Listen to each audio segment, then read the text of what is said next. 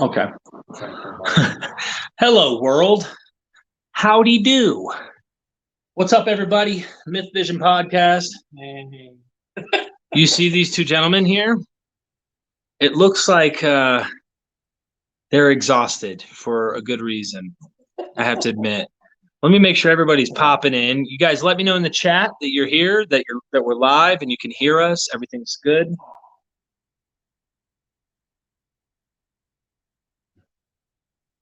All right, I'm waiting for maybe there's a delay. Okay, yeah, so no crickets this way. Now we're inside now. We're not going to do that. We're not going to do the cricket thing outside. For sure. They could hear probably the crickets outside. Oh, yeah. At night. Did someone ask? I can't read that. Dudist Priest is here right now.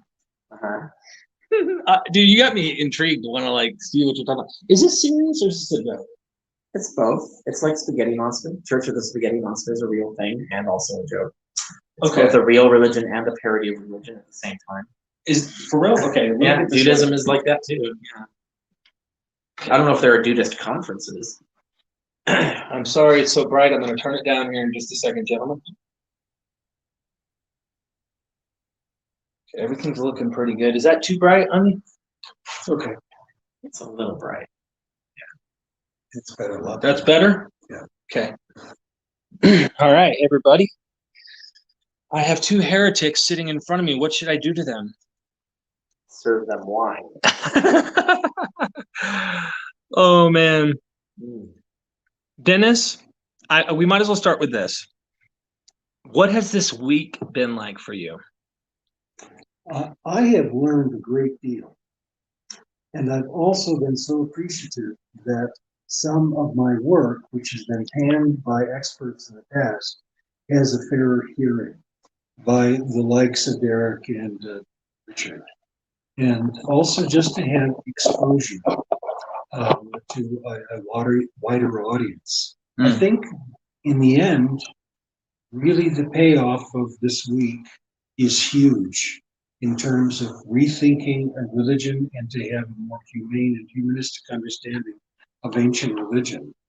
And I hope that your viewers understand this simply isn't a aperitif and that they can seek out fuller meals in other ways. I think we need to put before them reference works that allow them to make their own judgments and to hone their critical acumen so that they don't fall into the pits of bad religion. Let me scoot in a little here with this. Oh, you want to move it forward? Yeah, I want to make sure they can hear Dennis. Most of all, that's the biggie, because Dennis is a kind, soft-spoken gentleman. I'm going to be soft-spoken. That's fine. You can match him. What did you take away from this week? This has been amazing. And not even just because of all the amazing food we had. It has been amazing. Dennis Macdonald can cook. He made some really excellent meals while we were here. Very grateful for that. He's an excellent host. No, I learned a lot as well. A lot of useful stuff. I think every video we did has got some really neat stuff in it. It's pretty good. I like it when someone can produce content like this in bulk and then really zero in on the stuff that needs to be said and then giving us the opportunity to spell it out. Having both of us here has been super helpful too. Yeah. Oh my gosh, you're not lying.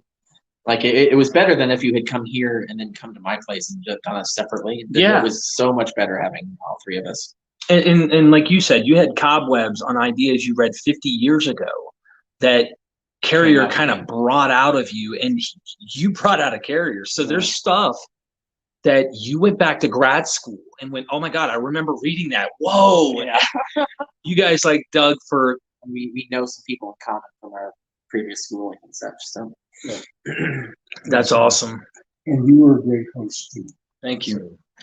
I know I'm hyper. I know I always have a super amount of energy. Believe it or not, that's good. When I get home though, I'm not this is all gun ho, and I'm way more chill when I get chill and soft spoken. Well, I am definitely a go guy, but I don't put it into overdrive like this. I planned this. This costs money. This costs time. This costs energy. this cost the sacrifice of my wife and kids not being around their father, their husband, and for a week. But this history that we're making for that 7-day sacrifice, is worth what we're doing. And my wife believes in what we're doing. So I can't have a better support team. Yeah, you've collected about a year or two's worth of content to be able to make use of. It's fantastic. Well, hopefully, and I say this out loud, we've got a super chat. I'm going to jump in there and get it. But I hope to eventually figure out, as we talked about a conference idea, or even reserving a room at some point next to some conference that's already got the money, because we don't have the financial backing, but maybe we can afford at a conference to have you scholars go to this little hotel and we all sit and have a spiel where you come on for 30 minutes to an hour. And it's hard to organize things that complicated, but sure, yeah, Not right now, though. Don't even think about it. No, not even. Couldn't pay him enough. Richard, Braveheart Fighting Arms, thank you for the super chat. Richard, what is your opinion on the book The Darkening Age by Catherine Nixie? How many manuscripts were lost during the Christian Purge? Yeah, we answered this question, but I can't remember if we recorded or if it was a live. Well, I don't remember. Yeah, I don't remember which it was. I mean, this is a more simply phrased question. And it's going to sound redundant because I'll say again, it wasn't, calling it a purge is inaccurate, right? So there were very, very few manuscripts that Christians actively sought out to destroy. The loss of manuscripts is principally caused by two things. One is simple disinterest. Christians were more interested in some things rather than others.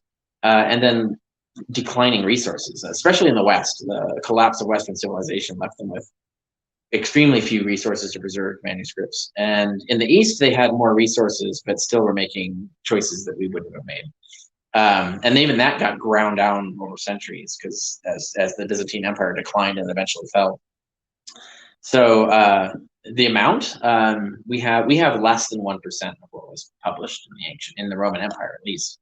If we count Hellenistic Greece and the Roman Empire, we have less than 1% for sure. And in the other video, I don't remember which one it was, I gave some reasons how we can calculate that, but it's almost everything was lost. It's an outrageous amount of stuff that was lost. But it wasn't Christians actively throwing. It wasn't like Nazi book burnings or anything. No, even though there were, though, you did say there were times where they would actively seek out the destruction of certain books, like the Gospel of Peter. We have a reference to them hunting them down, getting rid of them. But for example, and then there are other examples, magic books and things, magical treatises and such. But some heretical things, obviously. And then I went into a bunch of examples of things that were probably hidden in back rooms for a while and survived in only one manuscript or something after time.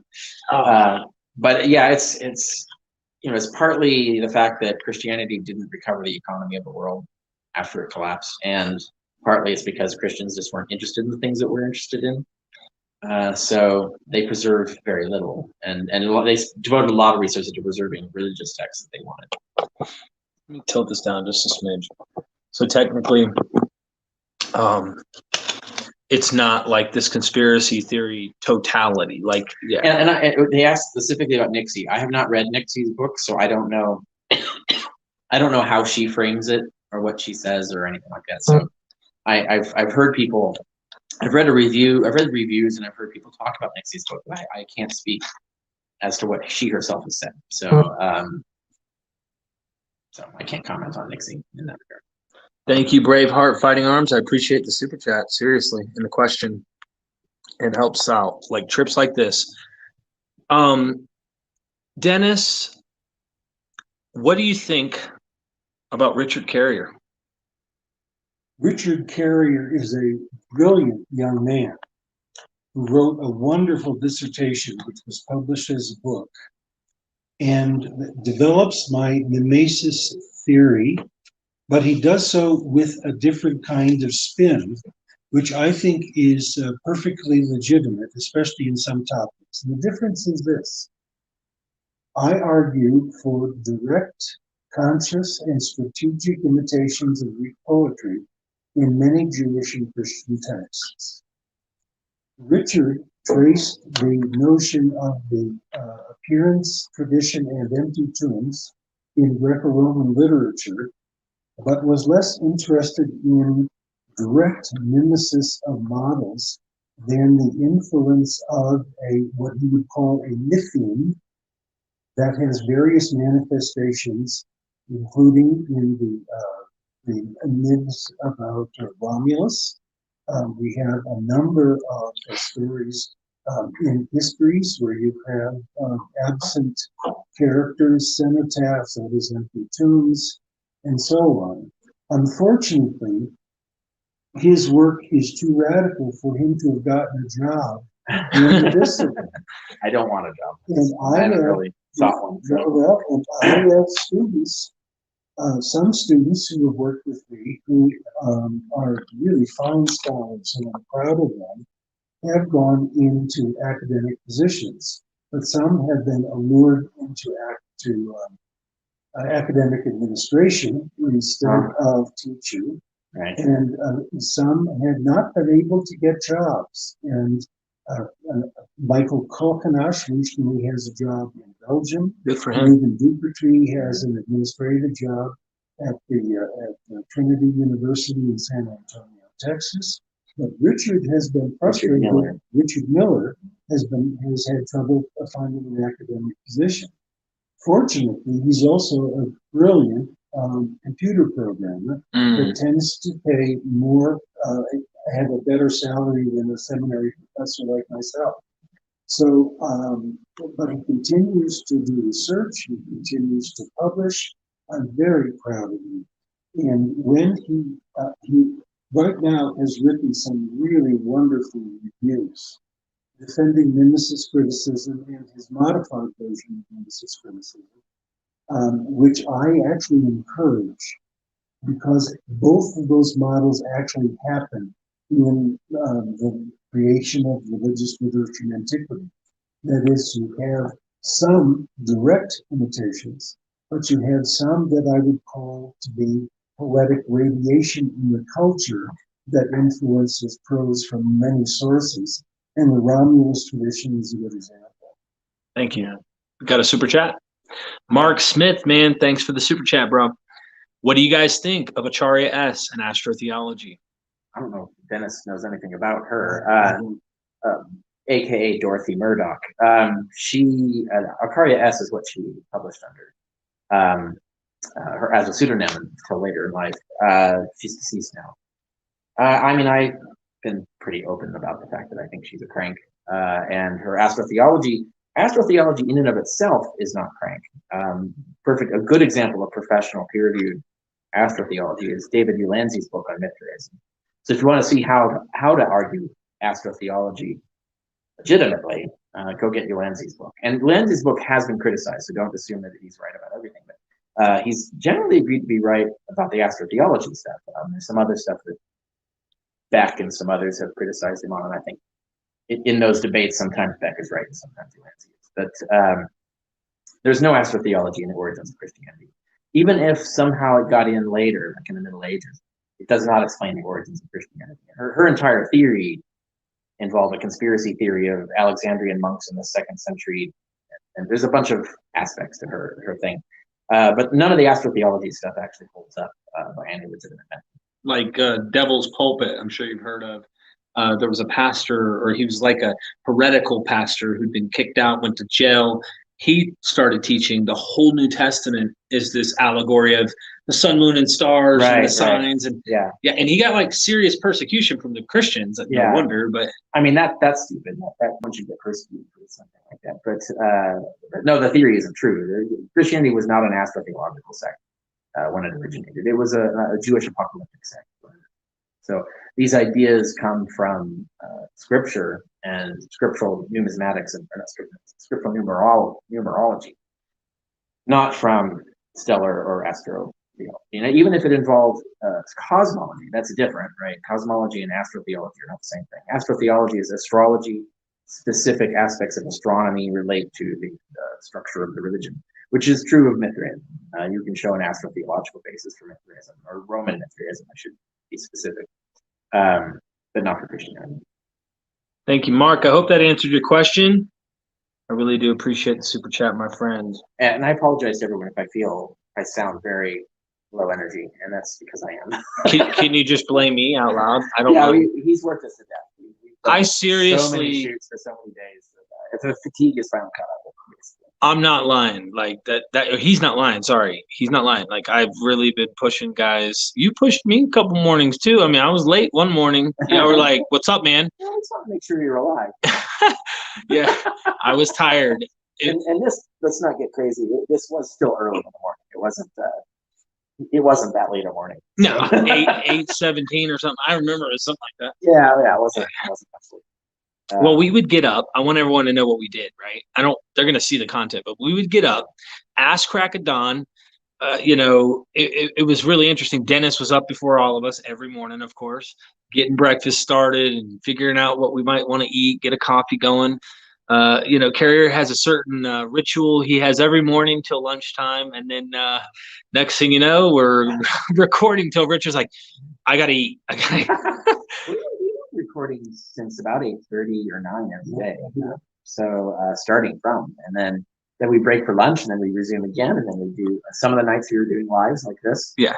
And that's what it's been doing since Monday. Well, he's been doing it longer than me. Yeah. He did all Monday. I was driving all Monday, so I still have exhaustion points for that. Yeah. But yeah. So Yeah, we had fun. We got a lot. I can't even imagine. I don't know how many we we've got. got an amazing trail stuff in there. And a lot of them just really folded in really well. We have a lot of giving back and forth, and structure of loops around where we sew up the point by the end, and it's not just random rambling. No, they actually, many of these videos have turned out really well. Yeah, there's some passion. There's like a lot of working together on so much. I think people will appreciate it a lot. Got a couple super chats. Oh yeah. Mitch, what's up, bro? Appreciate you, man. I saw your comments earlier on the Patreon post that I made exclusive to you guys, and I appreciate your compliment, man. I seriously do. Thanks for the super chat as well. What were the most historically interesting heretical Christian sects that survived the fall of the Western Empire mid-5th century? Oh. Any standouts? That's an interesting question. It is, and it's outside of my field of study, so I really can't answer that. Okay, so since you can't quite answer that specifically and be as accurate as like what is the most, what are some heretical sects though? If we go down in history, I know we have. So my answer is going to be boring. People will be disappointed. So I had mentioned this. I think I mentioned on one of the videos we recorded. There is a mention, and I mention this because I cited in my book The Scientist in the Early Roman Empire, and I have a whole chapter in there about how the declining interest in science among Christians. Scientific values in particular. They were against curiosity, they were against empiricism, and they were against progressivism, the idea that you can make progress in knowledge about nature. And they were there's a lot of hostility to Greek philosophy and natural philosophy in particular. And in the early days, this is like the first 3 centuries. They warmed a little bit to the classical tradition after that, but still not enough. But there's an interesting passage, and of course, to do this, I have to cite every example, including any possible counterexamples. And there's a counterexample that unfortunately is an example of a heresy that was quashed. And, nothing, literally nothing whatever about this heresy except a single passage in which someone is gloating over the fact that they have suppressed the literature of the sect. And the crime of the sect was that they took a great deal of interest and used the works of Galen, Aristotle, and a few other significant philosophers.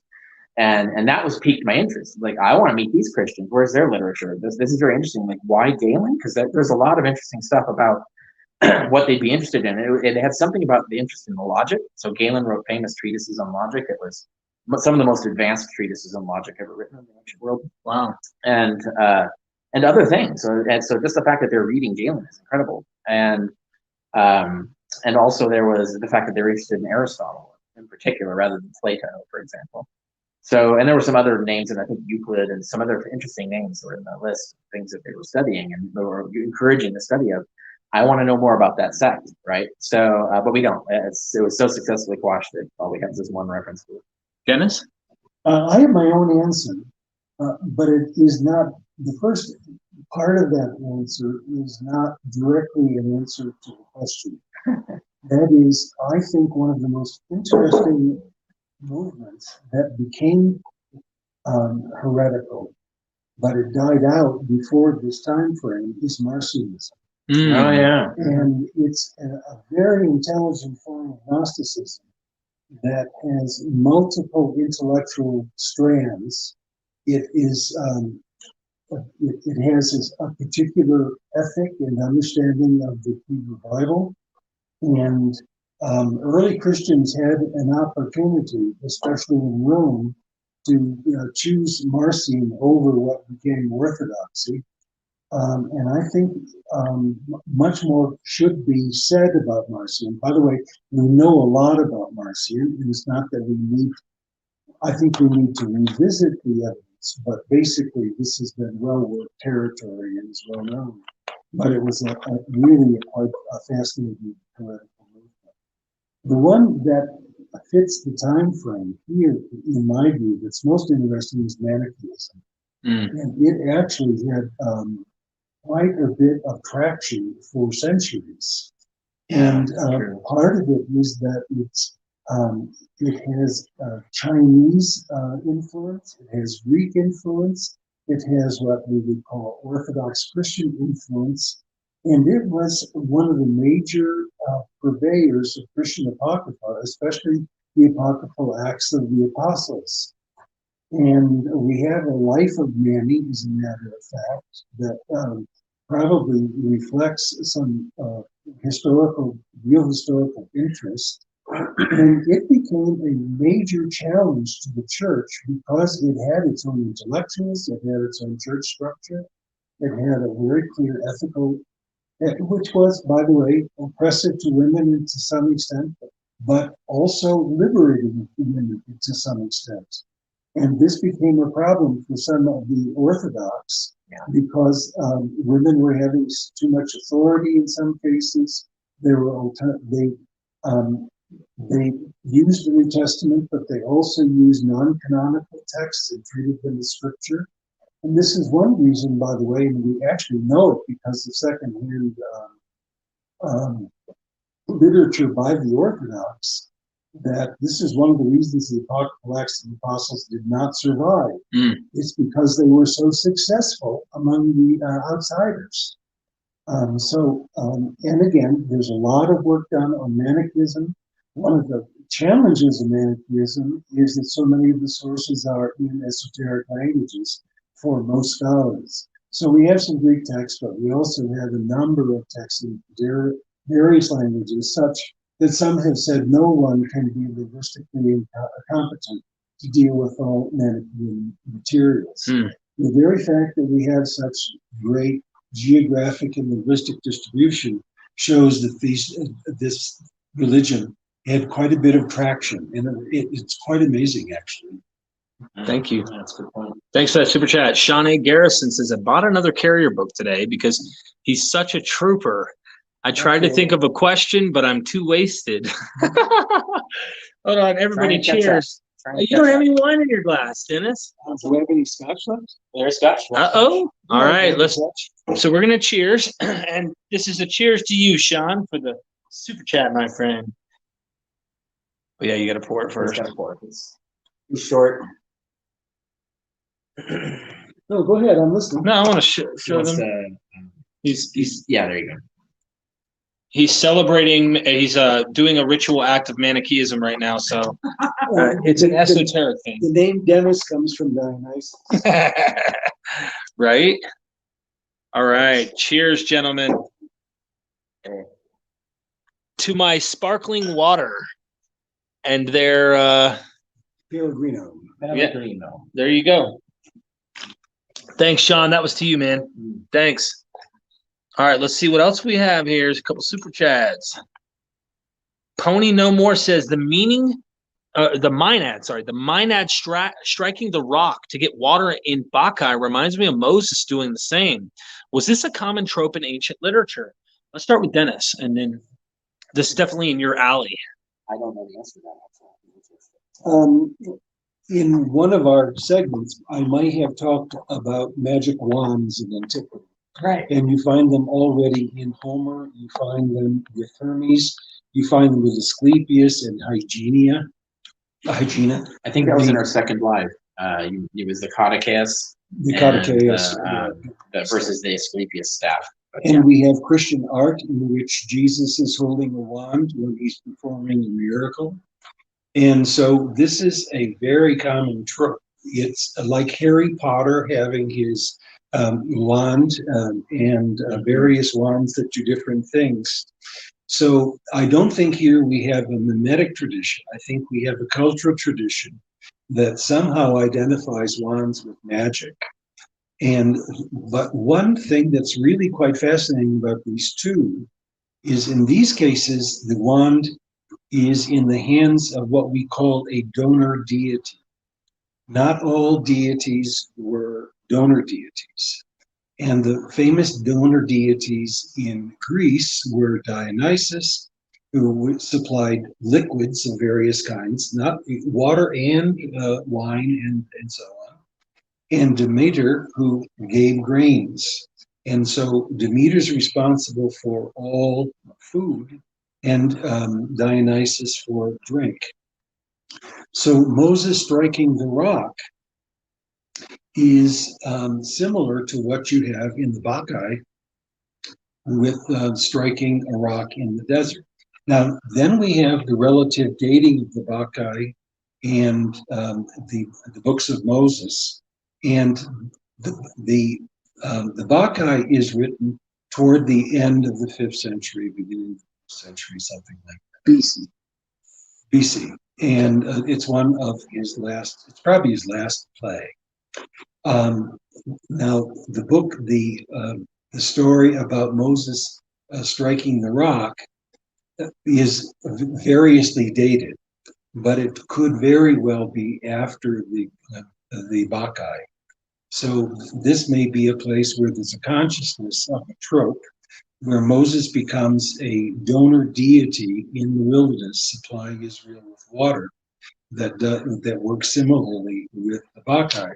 Now, one of the fascinating things is when one finds in the Hebrew Bible and in the Greek world similar mythemes, and I would say that's what this is. It's not a full the magic wand concept goes even back to Sumer and Babylon and stuff. So it's pre that Greek part and pre is right. Yeah. I mean, Egypt, even the end so of the same way Egypt. that you have the flood myth that's in the Bible is also a version of it ends up in Greece, but of course their common ancestor is the Gilgamesh epic. The magic wand stories might have the same origin, like originated back in Sumerian times, and then radiate separately out into the different cultures adjacent. And we know in Homer already, Hermes has a magical wand that puts people to sleep and so on. So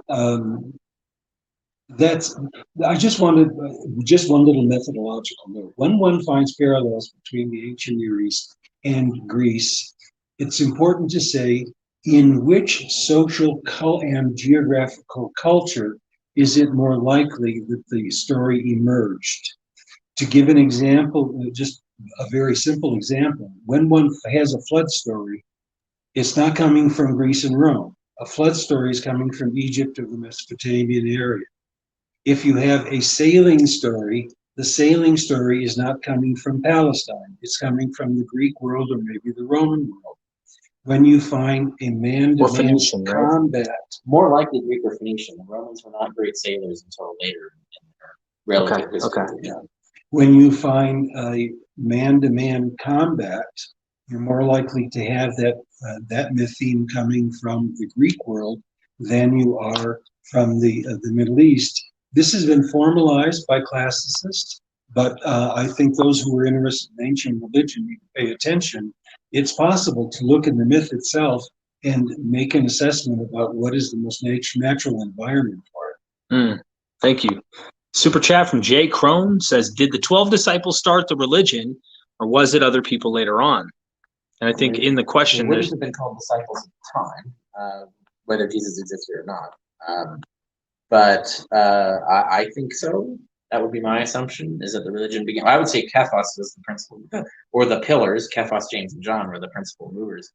But certainly some sort of council of 12 or quorum of 12 is part of that movement. And would you agree, Cephas? More or less. Thank you. Appreciate the super chat, Jay. Marcus Gonzalez, thanks for the super chat. I don't see a comment, just showing love. Hold on. let me scroll back up because it refreshes. Bear with me, please. So he says, there's a super chat. Looking down, looking down. Okay, great job, all of you. Thank you so much for organizing this, Derek. Richard and Dennis are amazing people. Thank you for everything. Oh, nice. Awesome. Thanks for saying. Yeah. Thanks for saying that. I appreciate it. Thank you, Marcus. I appreciate that. It makes us feel like our exhaustion is worth it. Yeah, they're gonna sleep like babies when I'm gone. They're gonna go, this asshole's gone. Good. Glad this person is liked and viewed. It's influence. That our knowledge can spread. It's not just going to die with us. Yeah. Oh, it's definitely not. The world is going to hear about this. I am Toki Wartooth. I hope I'm saying that right. Thank you for the super chat. I learned over the last few years from you gentlemen how most of the ancient world did not trust rhetoric or used logic like in the modern age. Yeah. Before you answer, let me restart this. I didn't do this last night. I should have, because then it cuts in the middle of an audio. But I see. It's all right. All right. Hitting record. We are recording. Go ahead. All right. Well, so they just learned this is the case. Yeah. That was actually, they call it the Greek miracle, but it was actually a fairly unique development of the Greeks. We have something similar happening in China, but it didn't go to full flower the way it did in Greece and then into Rome. But yeah, like the development of systematic logic and the development of rhetoric as a science are unique Greek developments. Everything else after that has been influenced by that or building on that. The Chinese had a really impressive intellectual analytical environment, but they never systematized logic or math or anything. Interesting. Thank you. Justin Hooper, I hope I'm saying that right. Thank you for the super chat, my friend. I really do appreciate it. Showing the love. Cade Welly's back for more. She says, Dennis, I asked a similar question yesterday, so please forgive me. But are there any jokes in Homer? Is there anything that looks like it could have been a joke, but the nuance has been lost? Oh, gosh. Homer is so culturally informed that things that are funny to us are not necessarily funny to ancients. And I can give you an example. This is good. When lame Hephaestus runs through the halls, people laugh at him in derision. When Telemachus, when someone sneezes, people think that's terrific, and they laugh at him. So humor is so embedded in culture that it's hard to know. But I do think you can appeal to irony in ancient texts to see the playfulness of the text, and in fact, they are humorous in some cases. So I would say that a reservoir, and it's a rich reservoir, by the way, of irony in ancient literature, can be understood as jokes. In antiquity, we don't have a particular word for joke. We do have a word for it's similar to a joke, but it's something like a piteous or something. It's a trick. Something that amuses children.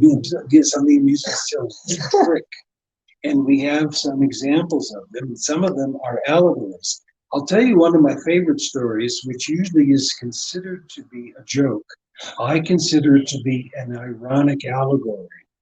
In the Acts of John, John with his disciples go into Ephesus, and he checks into a hotel. And when he's there, the bed that he's got is full of bed bugs.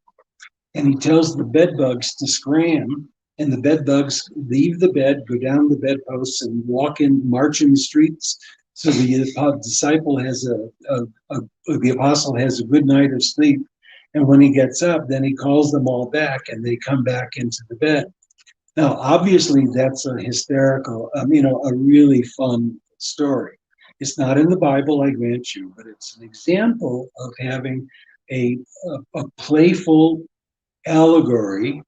But the allegory actually is a Platonic allegory, because Socrates thought that people would be reincarnated in various ways, and among the ways they could be incarnated is into bedbugs.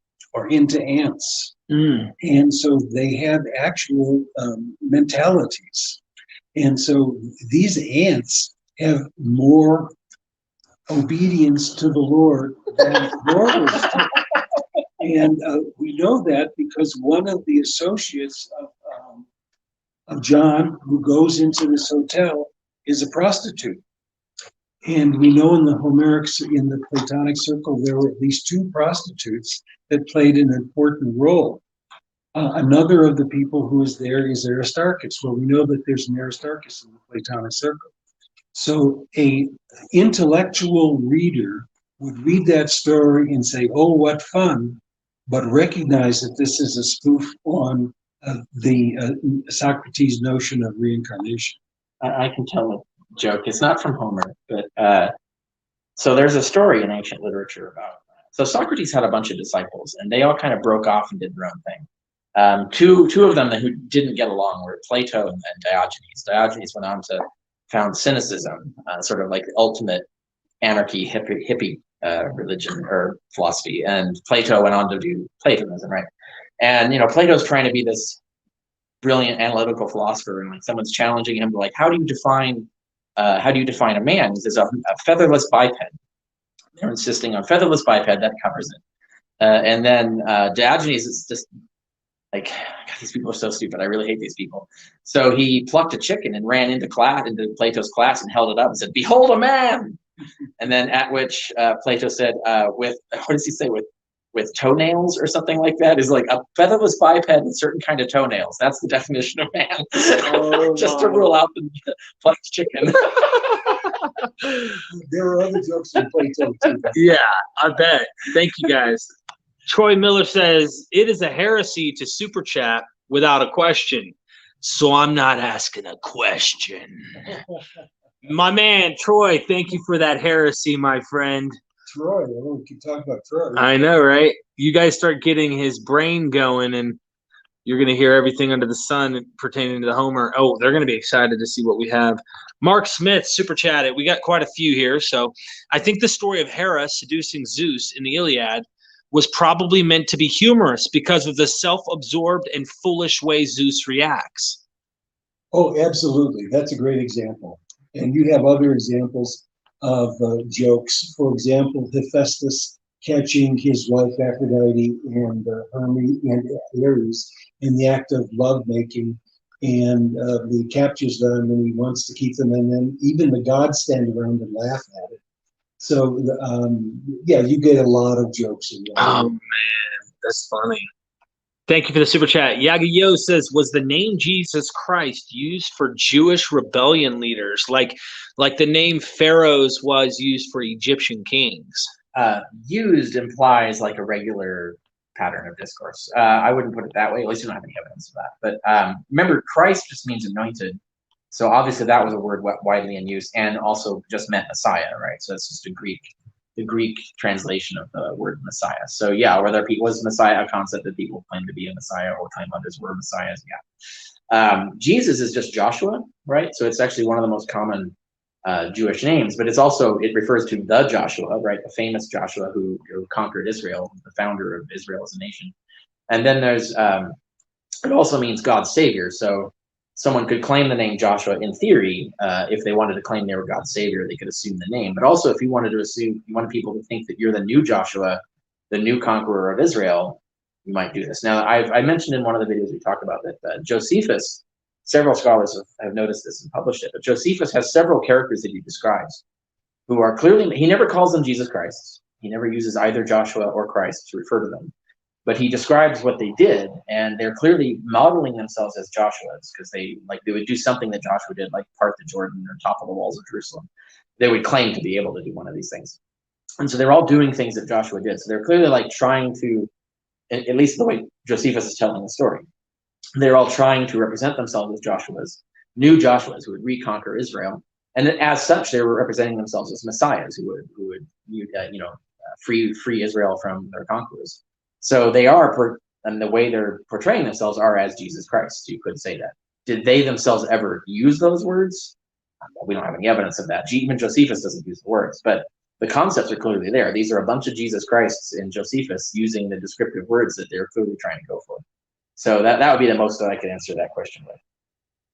I want to go back to the previous chat who mentioned Hera's seduction of Zeus. Okay. It not only is a clever story, but it's one that attracted a Jewish imitation. And we have it in the book of Judith. When Judith wants to seduce Holofernes, she goes through a ritual of adornment that includes jewelry and washing, anointing, ointments, and a garment. And you can actually put the story of the seduction of Holofernes right with what's going on with Judith adorning herself with what Hera does, and it's quite clear. Now, what happens to Holofernes? He has his head chopped off and brought back to the city and displayed. Well, that's the story of the Bacchae. So here you have a very famous Jewish story that is imitating a Homeric epic and an Athenian play in order to glorify the execution of Holofernes. It really is an amazing. Wow. Dudist priest, he's back. Your takes on what happened to Jesus' father, based on how Moses and Aaron had to keep God from killing off the entire Jewish race. I'm thinking Jesus lost it, turned him into an oxen cart. I don't know if this is a deliberate or accidental allusion to the infancy gospels, but there are actual gospels that were developed in which the toddler Jesus actually does shit like this. I mean, he scares the hell out of his parents, and his father tries to diplomatically beg him to stop killing people in town, because as a kid he would someone would bump into him and he would curse him and he would die, or he'd kill his teacher for being mean to him, and he's just and literally the parents of the town were coming. This is in the gospel. Parents of the town came to Joseph and Mary and were saying, please tell your kid to stop killing our children. So what kind of nightmare horror story is this? But Jesus it's also on Nightmare Street, or what? It's all to display how powerful and absolute God is, So it's Jesus as God is it's kind of a realistic depiction of if you had someone as arrogant and omnipotent as God and you put it in the mind of a child, what do you expect to happen?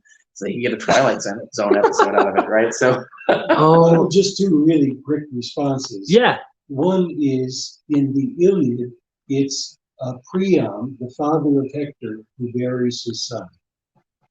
In the Gospel of Mark, it's a person who is called Joseph of Arimathea, but it is not his father Joseph who buries him.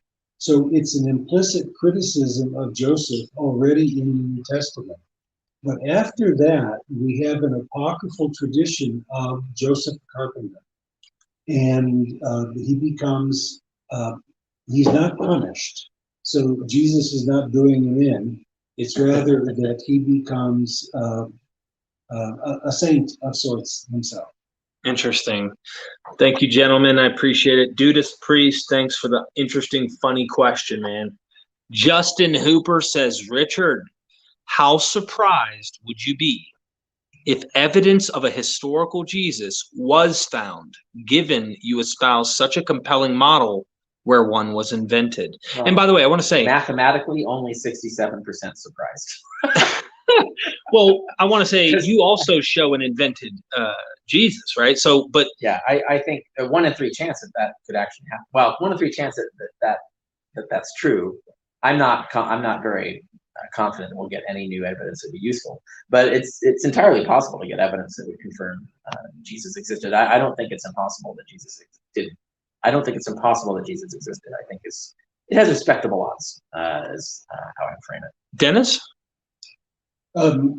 Well, really, it's a question for Richard, I think. I know, but I'm saying, let's suppose, since it is a question for Richard, I want to reframe it real quick, just to kind of put it into a historicist angle. We have this mythical Jesus. how shocked would you be if we actually found the bones of Jesus, given we have these fictional gospels claiming they can't find the body? And here we go. We somehow, and I'm hypothesizing, we somehow know that that was his body, and we know this is the guy. It's a lot of ifs. Well, it's a counterfactual. And, of course, it's a fun play game. Like, no, it's fun. No. And I would say it's great to find somebody's bones. I don't know what finding somebody's bones tells you about their ethics. Right. You know what it tells you about their commitment to people or to women or whatever. I would be willing to sacrifice all of Jesus's bones for about 4 words that I know came from Jesus without ambiguity, because it's the words of Jesus and his vision. Now, I'm a historicist. yeah. And I would say, from my perspective, we have plenty of evidence. We don't need more evidence that Jesus existed. We need to have what I would say a somewhat lower bar for historical reliability than my friend Richard has. And we talked about that and so on, because I do think actually we have plenty of evidence for it. But that evidence, in my view, is much more important than finding Jesus' bones. Interesting. Appreciate it. Let's see. How do I drop this off the screen? By the way, the idea that if we found Jesus' bones, we'd be great, there's a disease in modern culture which I call Bible land fantasy. Yeah. And that if we can find an ossuary with the name of Jesus' brother, or if we could just find Jesus' bones, or if we could just have the Shroud of Turin, we know the truth of Christianity. Come on, that's Bible land fantasy. Yeah, I can tell you what I'd rather find than bones. I mean, I don't even know how you would prove that there was bones anyway without texts confirming it. But anyway, so we have a book by Lucian of Samosata, and he's kind of like a Mark Twain of the 2nd century. Brilliant. And he runs into another founder of religion, the kind of guy who's created his own cult that actually was super popular. Like emperors changed the names of towns for it, and coins were minted, and there's statues. The religion lasted hundreds of years. We have statuary and stuff showing that. But he created his own god, and it was a god based on, it was a snake that he had a puppet machinery that would make it look like a snake with a human head, so he could tell oracles and stuff. Anyway, Alexander of Abonoticus is the guy's name. And Lucian gives us a whole story, and it's kind of tongue-in-cheek, satirical, making fun of this guy. And Lucian's trying to debunk his shit, and that, like James Randi, basically. He's so it's actually a really neat story. Now, would it have been cool if someone like Lucian of Samosata, some Diogenes or something character, had run into Jesus in Palestine, and whether it's Galilee or wherever, and had written a story like this, even if it was irreverent and a little bit unreliable because it's mocking and so on, we would from that actually know way more about Jesus than we know now. So thank you. Jay Crone has a super chat. Where does that tall hat come from that the Catholic priests wear? The Flamens, I think. I'm not sure, you could check, but I think it's the Roman Flaminate wore a hat like that. And Pontiff Maximus might also have worn that hat during ceremonies. But it's a Flaman's hat. It comes from paganism. They just co-opted a lot of the regalia of pagan religion. Isn't it like a fish type? Like it looks like a... Yeah, it's like a split long top hat. I don't know, it's a weird hat. I'll give them that. So I went ahead and blocked the cap troll. And anyone else who wants to troll can get blocked too, baby. Anyway, Aunt Kathy, thanks for the super chat. Paul and Josephus Flavius, they have a similar writing style, or is that my imagination? Paul and Josephus? Yeah. Not really, no. Not even slightly. They write in the same dialect. They're both Koine, but no, their styles, their discourse styles are very different, and their linguistic styles are different. Okay. Appreciate it. Yeah. I don't know if that gets into the theory where people are trying to say Paul was Josephus or vice versa. Yeah, it might be. I would say Josephus's style has more in common with Galen, and no one would argue that they're the same person. So, right. So, one can't really argue that way. Well, people do go to. This is a good little fun fact. There are people who do the whole parallelism stuff, and we know Luke Acts is lifting out of Josephus, and we do have these narratives where some people will go, for example, there's the shipwreck and there's a shipwreck with Joseph, and it's like you mentioned that Luke Acts. There actually has been stylistic studies to try and compare Luke Acts with Josephus, and they found commonalities, but they aren't enough commonalities to establish common authorship, but they do suggest common influences or common social station. Interesting. I appreciate that, Aunt Kelly. Let me pop it down here. All right. So now we're back to us again. Carrie, what do you think of Dennis Macdonald, I guess, in general? Oh, I'm grateful for his existence and all his work. Tireless work over his life. He's produced a lot of very valuable and useful stuff, especially the mimesis of Homer, because we were talking about this earlier, off camera, but it's just the fact that you wouldn't have seen this normally, because Homeric studies is inherently its own difficult thing, and New Testament studies is inherently its own difficult thing. So you almost never see someone cross those two disciplines. All the Homeric people are not interested in the Bible, and all the Bible people are not interested in Homer. And you would have to have been interested in both, and to take the effort, and it is effort to learn them, at least enough to be able to do this kind of comparison. So Dennis would ask, why did no one notice this before? And I think is no one had the dual discipline to actually do it. Remind me of this. I have further on this with Dennis's work. We got one super chat. I really want to probe you on this just to get it on record, because I think it'll be interesting. We're one thing, and I'm going to get your super chat. I can even broaden that, but because I think this is just an illustration of a concept that can be iterated in many other respects. Interdisciplinary studies can always be incredibly fruitful. If someone studies the New Testament and something else very interesting, they will see things.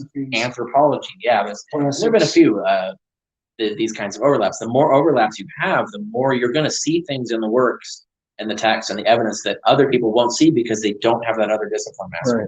Right. So I super encourage interdisciplinary studies for people.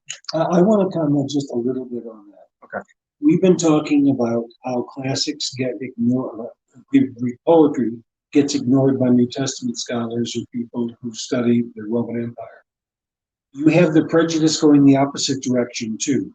You have Homeric scholars who really do not want people who deal with Judaism and early Christianity screwing around with their precious texts. That's right, yeah. And I have a few friends who are willing to cross that bridge.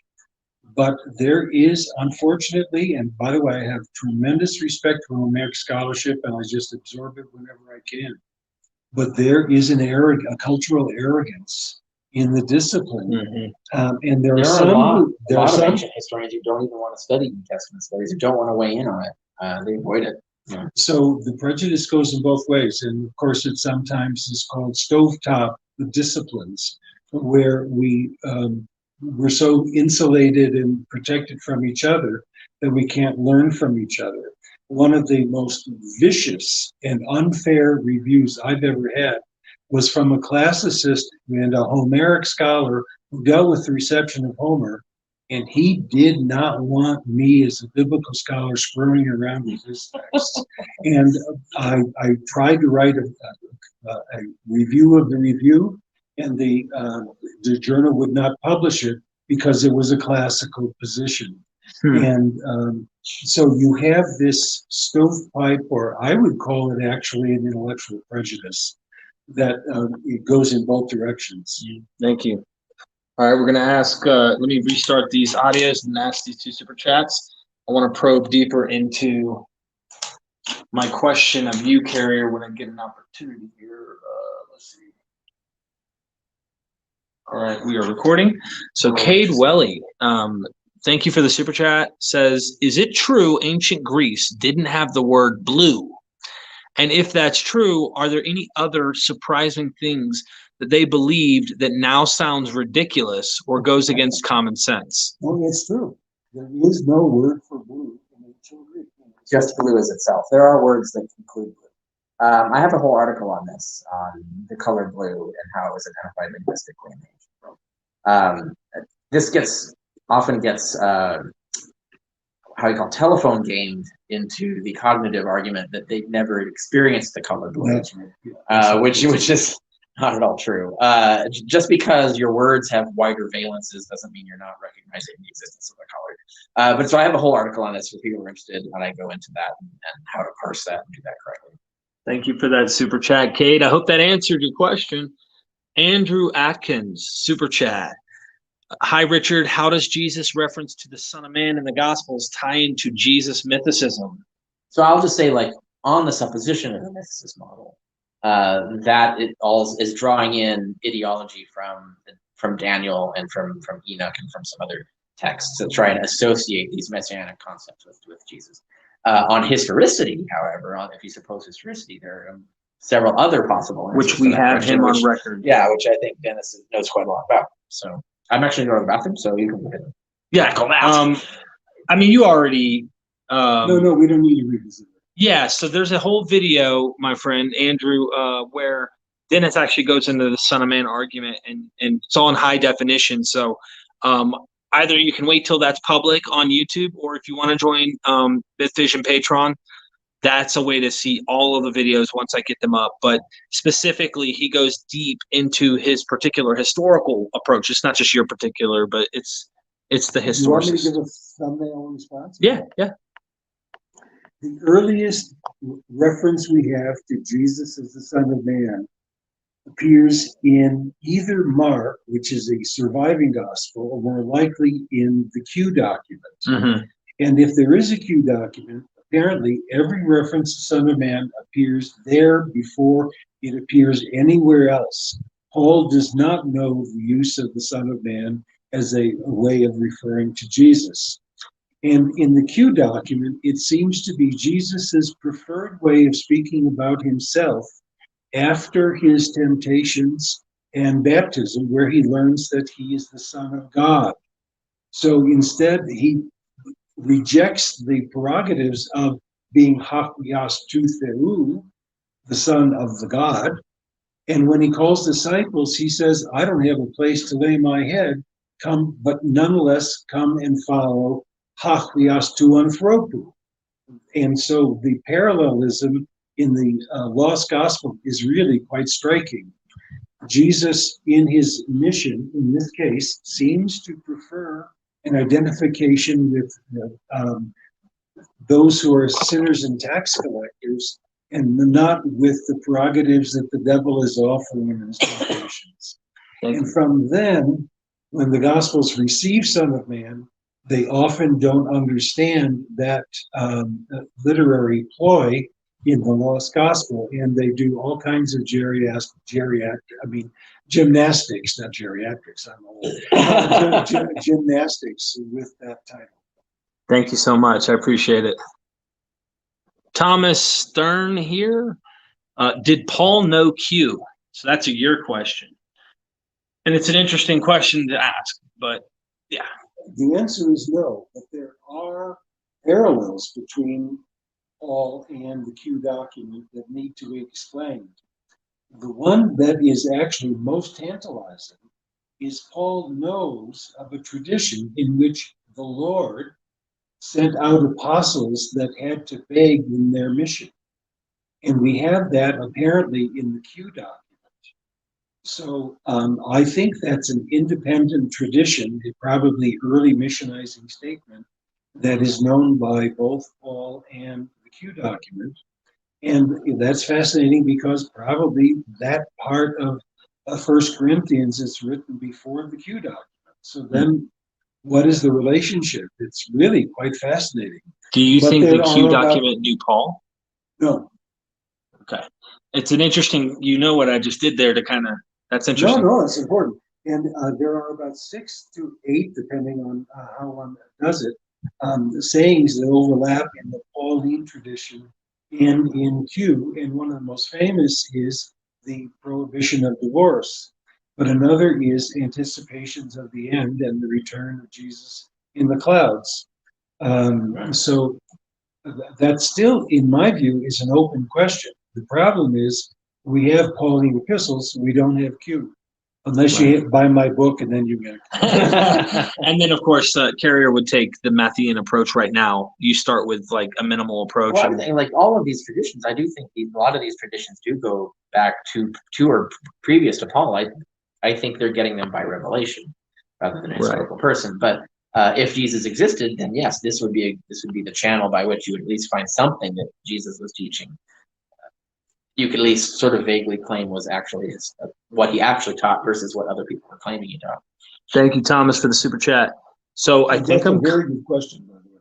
Yeah, that was, and it's a really interesting one to ask, especially after what you just put me through over the past like couple days. I mean, I've really been wrapping my head around this. And especially we take it for granted, I think, and certainly I do. I forget that a lot of other people don't know immediately how to answer that question. Like I could, through metacognition, could know how Dennis would answer that question, but that's because I know lots of stuff about everything, right? Not just his stuff, but I mean just biblical history. And Paul and all that stuff. But the average person doesn't know all that stuff. So that's why it's an important question. But there's a chasm too. That's why I'm finding these kinds of Q&As valuable, because average people aren't going to know this stuff generally. That's true.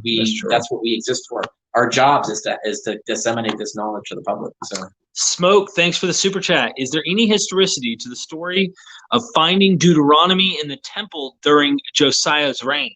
So you guys aren't Hebrew Old Testament scholars, but I strongly suspect that is a literary or a myth to justify this newly discovered document. Yeah.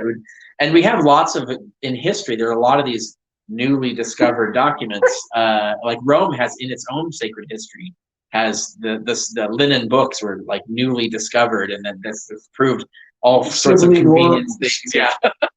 So suddenly discovered books is a trope in the world culture. So it's just to say it's suspicious. So to ask the question about the Sibylline, just in the vein of this, because I like going over to the Greek or to see what the Greek world says.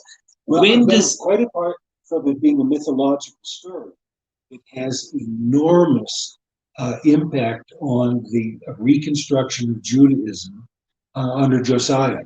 Okay. So we can dismiss it as a mythology, but it's a meaningful mythology that reincorporated the Deuteronomistic orientation, which plays itself out even into the state of Israel today. Yeah. Wow. That's right. Cade Welly, thank you for the super chat again. She loves coming back. Was Homer blonde? If not, why do we think this? Was he blind? I don't know if it's BLOND. So I think they mean blind. Okay. Okay, actually, I'd like to speak to that. Yeah. Because I have authority on that. Because I only have one eye myself. Attentive to blindness. There was no one person who was named Homer, but there is a famous bard in the Odyssey whose name is Demodocus, who is blind. And he's a famous poet among the Phaeacians, and it's said that he's been given the gift of poetry, unlike any other. And he's led out of the palace into the games that are being held outside, and he sings marvelous stories, mostly about the Trojan War, but he also has a dirty story about Hephaestus trapping his wife Aphrodite in a net, and so on. Even in antiquity, people thought that Demodocus was a way of Homer inserting himself into the narrative. So the blindness and the great skill of Demodocus bled over into an interpretation of Homer himself. All right, I'm going to take this into a weird direction here, because it shouldn't be weird. This is actually the reason I'm doing this. There's a lot of really good books and writings by two women in classics, professors who are really excellent classicists, Ava Chitwood and Mary Lefkowitz. And they've written a lot of books on how the phenomenon of how these fake biographies get written about real poets, in which people dig through their poetry and assume that characters and events in the poems are secret stories about the poet. And so this is exactly, and in fact, they use this example. It's one of them.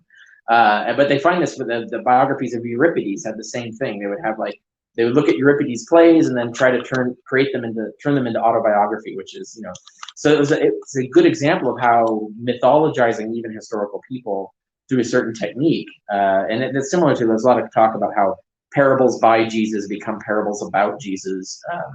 John Dominic Cross in his book Power of Parable makes that point, and it's a similar kind of phenomenon. Someone will say something, and then that will become a story that somehow tells you something about their biography. I want to take it even in another direction. What about Stevie Wonder? What about blind banjo players? I'm a banjo player, and there's a long tradition. You can see it in, I forget what the name of the movie was, but a famous young blind banjo player. And as a banjo player, I can tell you that playing a banjo, and by the way, Homer and others are lute players. It's important to say. They are musicians, and they are called singers. They're not called poets in the early period. They're singers. And there's something about closing your eyes and playing music and singing that is transcendent. And that's why you evoke the muse, from which we get the word music and museum and inspiration. And I think there's something psychological about people thought that Homer must have been somehow divine or had a divine channel because he was able to make such beautiful poetry. And I think there's this tradition that I experience of closing my eyes and playing music. And look at Stevie Wonder and amazing things he's able to do. And we have a tradition of blind musicians and singers. So it's not implausible that people saw this phenomenon in antiquity and attributed it wrongly to a historical Homer. Thank you. Mason, in 1993, was Jesus really into damning people to hell? Are evangelicals right when they say Jesus only cares about worship? So I guess taking the... I mean, that would be wrong. I mean, even the gospel Jesus, even the fictional Jesus in the Gospels, does not only care about worship. There's a whole moral social program that he's promoting as well. But when you get to the real Jesus, that's a much more difficult question. I would have to tip that. Even a historicist is not going to say that. Yeah, you wouldn't even know like what Jesus actually said. So, well, I don't know what Jesus would have actually said, but I do know that the depiction of him in early texts is not that kind of vindictive. Believe in me, or you go to hell. Right. Thank you. The Mythic Life, Kristen Whitaker. I know it's Kristen Hood. Thank you for the super chat, Kristen. I appreciate it. And look, I'm using StreamYard, or I would like start making you guys that I see all the time that are fans of Mythvision like moderators and like, be able to help me out if trolls try to pop in. But anyway, to her question, which argument from Earl Doherty's Jesus puzzle first got Dr. Carrier to rethink historicity? That he didn't start with astrotheology.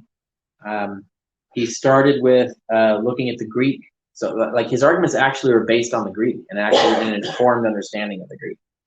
You don't usually see that. Can't think of any amateur mythicist that's actually true of. Even Atwell claims to, but it's not. Like he makes tons of mistakes in Greek. No, Doherty's knowledge of Greek was really sound, and his willingness and ability to actually check and read the scholarship. So he was near to dissertation quality work, frankly. That impressed me the most. And so the fact that he limited his statements to things that could actually be supported in actual historical work, peer-reviewed work, actual lexicons and things like that. So that was the thing that got me paying attention. And that's even after you subtract all the things that I criticized that I didn't find credible. For instance, he was relying on, for instance, this 5-stage production of Q hypothesis, and that I found extremely implausible and at least not well supported in the scholarship, and not by Doherty either. But even if you take that away, his argument still stood up. So it was kind of an unnecessary thing to argue for, I found. Kind of like how you right now, and you don't know, how you feel if Dennis's Q theory, let's just say, wasn't concluded in your mind, it does not take away at all from what you've seen, the mimetic stuff, right? And I don't want to deter. Yeah, off that's of more this. complicated because it all depends on dating queue and what's actually in it. So Yeah, that's okay. a Different question. And this is not the queue that Doherty is working with. So Did you have an aha moment while you read his book? No, I never do. It took a long time of like me thinking about it and going like, and what I do when I run into things like this is that, how would I prove this false? And with most amateur mythicists, the answer is easy and like too easy. In fact, embarrassingly easy, and it really annoys me. You made me read this stuff, right? I was like, oh my god, this is so bad. Like, it's obvious that these are mistakes and these are fallacies and so on. But in Doherty, I didn't have that reaction. In Doherty, like, there were mistakes, but they were the kinds of mistakes that a graduate student would make. Not even an undergraduate, but like a graduate student mistake. And even some of them would be debatable whether they are a mistake, that kind of thing. Because there were, like, to be fair to Doherty, there were scholars arguing for this 5-layer theory in under peer review. Like, this wasn't a crank theory. Just because I disagree with it doesn't mean that it was false at the time or that you shouldn't argue it. But that's the thing. It was the fact that he had a sustainable argument that was well informed and well reasoned. And then, because then my next reaction was, well, does anybody have a response to this? So I checked the literature. Nobody responded to it. No one had any arguments. No one had responded to it, so they obviously didn't have arguments against it. Right. Did anyone write anything that would count as an argument against it or that would work? And it was an unresponded to argument, basically. And I felt like at that point, it's like, well, this is a viable theory. I don't know if it's true, that just hasn't had a proper rebuttal from the academy yet. So at that point, I was agnostic. I was like, well, okay, there's this theory. Sitting here right now, not having done research on it, I can't refute it. And no one else has. So I don't know where to stand on this. So that was where I was pretty much just an agnostic on the question until my fans got together a postdoc research grant for me to actually do the study. And that's the only reason I ended up writing a peer-reviewed book on the history of theses. And then, of course, I did my own research. Took 6 years, pursued every thread, and ended up where I was. But and then I did ditch a lot of Doherty. I kept Doherty's key thesis though. So the structure, and it's totally, I give him credit. It's the basic structure of my minimal mythicism is just Doherty stripped down. I just take all the unnecessary premises out, and what's left over is still fundamentally Doherty's work. And I found that was the only theory of mythicism that was defensible academically. All the others, there's no chance of defending them academically. Thank you. Mark Smith, thanks for the super chat again, my friend. Was the magic wand of Hermes always associated with a snake? No, it wasn't. That it comes up somewhat later in the tradition, especially related to Asclepius and the god of healing. So early on, it was used for putting people to sleep or waking them up. Thank you. Yeah. I appreciate the super chat. Music, thanks for the super chat. Dr. Carrier, with the genre of forged epistles in the 2nd century, how do we know Paul's epistles are authentic? I guess we know 7, have the same author, but could be a prolific fiction letter writer. Yeah, I'll punt to my article on this. So that I have an article on my blog, The Historicity of Paul, where I kind of give the summary argument of why we don't think that they're forgeries. And to add to that, really, and I actually mentioned that in the article, but the one reason is that there are 2 reasons, really, but one of which is that all of the attempts to argue their forgeries involved extremely convoluted epicycle theories of interpolation and other things. They have a whole reconstructed version of the letters in order to get them to be forgeries, or otherwise fanciful theories as to how they were forged or why. To me, the main point is that the letters clearly were written by someone for whom the temple is still standing, is still an issue, and there's no war that he has to deal with in the past or ongoing, and the letters are stitched together. This is another thing: is that the letters are clearly a bunch of letters that have been sewn together. If you're forging, say, for example, 2 Corinthians, you don't forge it that way. You would just forge one coherent letter. The fact that you had to take a bunch of pieces and put them together and cut pieces out and stuff tells you that whoever's editing this into the New Testament is working with the real dossier, and they're fixing it, quote unquote. Forgers don't have to fix their own work. They would just forge what they wanted. And we see this in the pastorals. Pastorals are perfect examples of forged letters. They're coherent. They totally make sense in their context and so on. So one thing we can say is that the 7 letters that are authentic were written by the same person, and they were probably written before the Jewish War. And so whether the name of the author was Paul is kind of almost irrelevant, what their name was. But that's the name that's on them. There's no reason to doubt it. So yeah, unless you give me a reason. And by the way, X to Music, I did a show with Dennis and Carrier on this, where we went, I think 20 something minutes probably long in discussing this specific thing. And so you already kind of discussed this, and I'm looking forward to releasing that onto the Patreon. So, but if you're wanting to know, like right now, go to richardcarrier. Is it info? richardcarrier.info.info. You can get all my stuff there. My Patreon, my Facebook, my Twitter, my classes, if you want to take my online classes, all of that, and my books and my articles and everything. Yeah, and you could search this specific thing That's on right. Are They Authentic? Thank you for that super chat. Mr. Monster asks, and I'd love to get both of your thoughts, why do we think Jesus was white? Thanks for the super chat. Well, he wasn't one. I know. I want to quote W.E.B. Du Bois here again, or I'm sorry, Du Bois, to pronounce it the way he would. Before the age of exploration, there were no white people. The entire concept of white people was not invented until African slavery was originated by the colonial powers, the colonial empires of Europe. So this is anachronistic.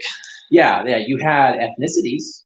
So you have Germans and Portuguese, and if you go further back, you have Greeks and Romans and stuff. But the idea of identifying people by color did not exist until Africanized slavery happened, and the white people who started calling themselves white to distinguish themselves and unify against the people that they were subjugating into antebellum slavery. So simply put, though, I think the question is kind of a deeper question he's trying to say, and it's not like he's really trying to know like why Jesus is really white. He's saying like, why do white people think Jesus is white? And this goes into if you go to every culture, Jesus is their color. Yep. I've seen Afro, the dreadlock which Jesus. Just tells you the paintings of Jesus, that is a mythical Jesus. Everybody agrees. Yeah. Everyone agrees with a mythical Jesus to some degree. He's rarely even correctly portrayed the way a Jew would be at that time, too, the way they would style themselves. But right. Thanks for the question, man. I appreciate it. All right, we have no more super chats. This was my question. I wanted to get it raw. I want the feelings flowing. I want the lovey-dovey. We've gone hard all week, so it's good to get into emotions and chill. All right. It takes a lot to surprise you. I've noticed this because you've read so much damn shit. I couldn't begin to. Decades, yeah. Yeah. Oh, really? Oh, thanks a lot, man. no, not you. I have to hear you. Oh, okay. Yeah, he's got decades on me on this accumulated knowledge business. I got to get them seeing and pouring this. This is fun. This is for you. All right, okay. Go ahead and kill it. I'm watching you pour. But you've read so much, it's difficult to shock you or to get you like wowed in like an intense way. For me, it's not that hard. If you show me something and I'm like, I didn't know that. Holy crap! I'm pretty excited. Well, I have to know. Like that's happened to me too. It's just happened to me decades ago. That's true. A lot of the stuff. That's true. It still happens. It still happens from time to time. Well, then I'm trying to probe into what we did today, for example, on Dennis's work. For me, I read his work, read a couple of his books, and was like, whoa, I was convinced. Then I interview 100 other scholars who aren't convinced, and I ask about his work. I ask scholars like him about other people's work, things like that. I do that all the time. Cool. So when I first read it, I was like, whoa. Then later on, I'm like, you get away from it for a while. You think of so much other stuff. You don't even know how serious it is. And then this trip happened, and we did this literal close-up. I'm asking you, because I know I'm convinced. How did you feel about the data when we did these few walkthrough shows where we like the more concrete evidence? So I wasn't surprised by it because, frankly, I had that eureka moment when I read the first book that he produced on this, which is Homer and the Gospel of Mark. And that I was like, this is genius. Like, I'm amazed that he saw all this stuff, and the organization and the methodology. All of that was just like a eureka moment for me. That was fantastic. So I've been aware of this, and I've kept up with a lot of his work since then. So I'm not surprised by all this. What gives me the warm fuzzies and makes me feel really good is like the way that this new synopsis, that he's organized it, the way that he's put everything in it So it's such an extremely useful tool, whether you agree with them or not. And so that which is exactly the kind of thing I want more scholars to produce, that kind of stuff, so you can actually analyze the argument, and it's a wealth of information regardless of what you do with the thesis. And then at the same time, it's a great tool for arguing for the thesis. And if you want to argue against it, it is a necessary tool for you to engage with. So, point blank, direct question is, are you convinced of his thesis? I'm not talking Q, I'm talking Mimesis. Oh, Mimesis theory, absolutely. And in fact, we've done some videos people will see. I'm just where even my doubts are the same doubts that Dennis himself would admit to. Is the idea like there are strong cases and weak cases, but the strong cases lend support to the weak cases. And there's always going to be, at the bottom, like there's cases where you're not entirely sure, but the other stuff kind of lends a credibility. But that doesn't matter. Like if the question is, are they doing this? That's indisputable. I can't think anyone who doubts this is happening is clearly not engaging with the work, not actually reading it. So. That's what I'm talking about. But I love it. I want to spin out of it. It's very, very. But in my own work, I had one eureka after another. So that's evident. Yeah, I can see. I would too. I too was surprised. But I want to spin out of this into your viewership. There is nothing more exciting in my life than intellectual curiosity and discovery. And I can see this in Richard's work over and over and over again. He is truly a Renaissance person and a polymath.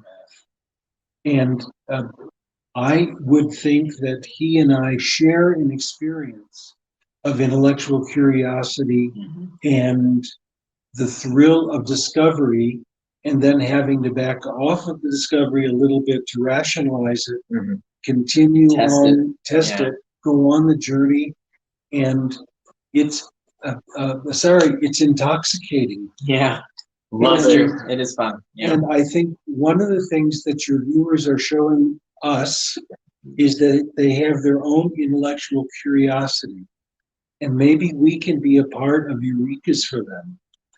But the life that's unexamined is not worth living. I wish that I was the one that designed that saying. But this notion of curiosity and discovery is life-giving. But it doesn't happen unless you can be a skeptic. You have to be willing to take risks and to say, I need my mind to go in places that are new, and I'm going to try to discipline them so I don't become a kook. But on the other hand, and by the way, that's the way to avoid becoming a kook, is to be skeptical of yourself. And so I appreciate what Richard said. I certainly learned from him as much as he learned from me. But this is an invitation, from my perspective, it's an invitation to younger people to not give up on curiosity, skepticism, and discipline, because it really is a rewarding life. So I've got people trying to troll, and I need to make a few people give them wrenches. This is weird trolling too. I don't even get it. Yeah, I don't either. What do you see on your side? Well, I see the person who is trying to break the rules by naming themselves. It's okay to hit women so that their message gets deleted, but they still get their message through. That's such shady shit that I would totally expel them. Yeah, I'm trying, and I'm gonna have to make some people some of my friends here. Again. Yeah, this has to be some 13-year-old kid. There's no way any sane adult would be able to. They're idiots. That's what it is. Lame. Yeah, I am taking super chats. The one way I could do it is if they bared with me for a second and I bounce out real quick and make a couple of these guys here wrenches. Bear with me, chat. Just wait 1 second. I'm gonna fix this. So just bear with me. I'm coming right back. Now, will that? Oh, that's right. Because you're independently recording this.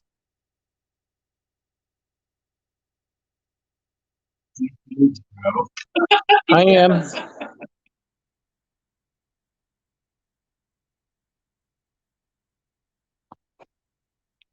Yeah.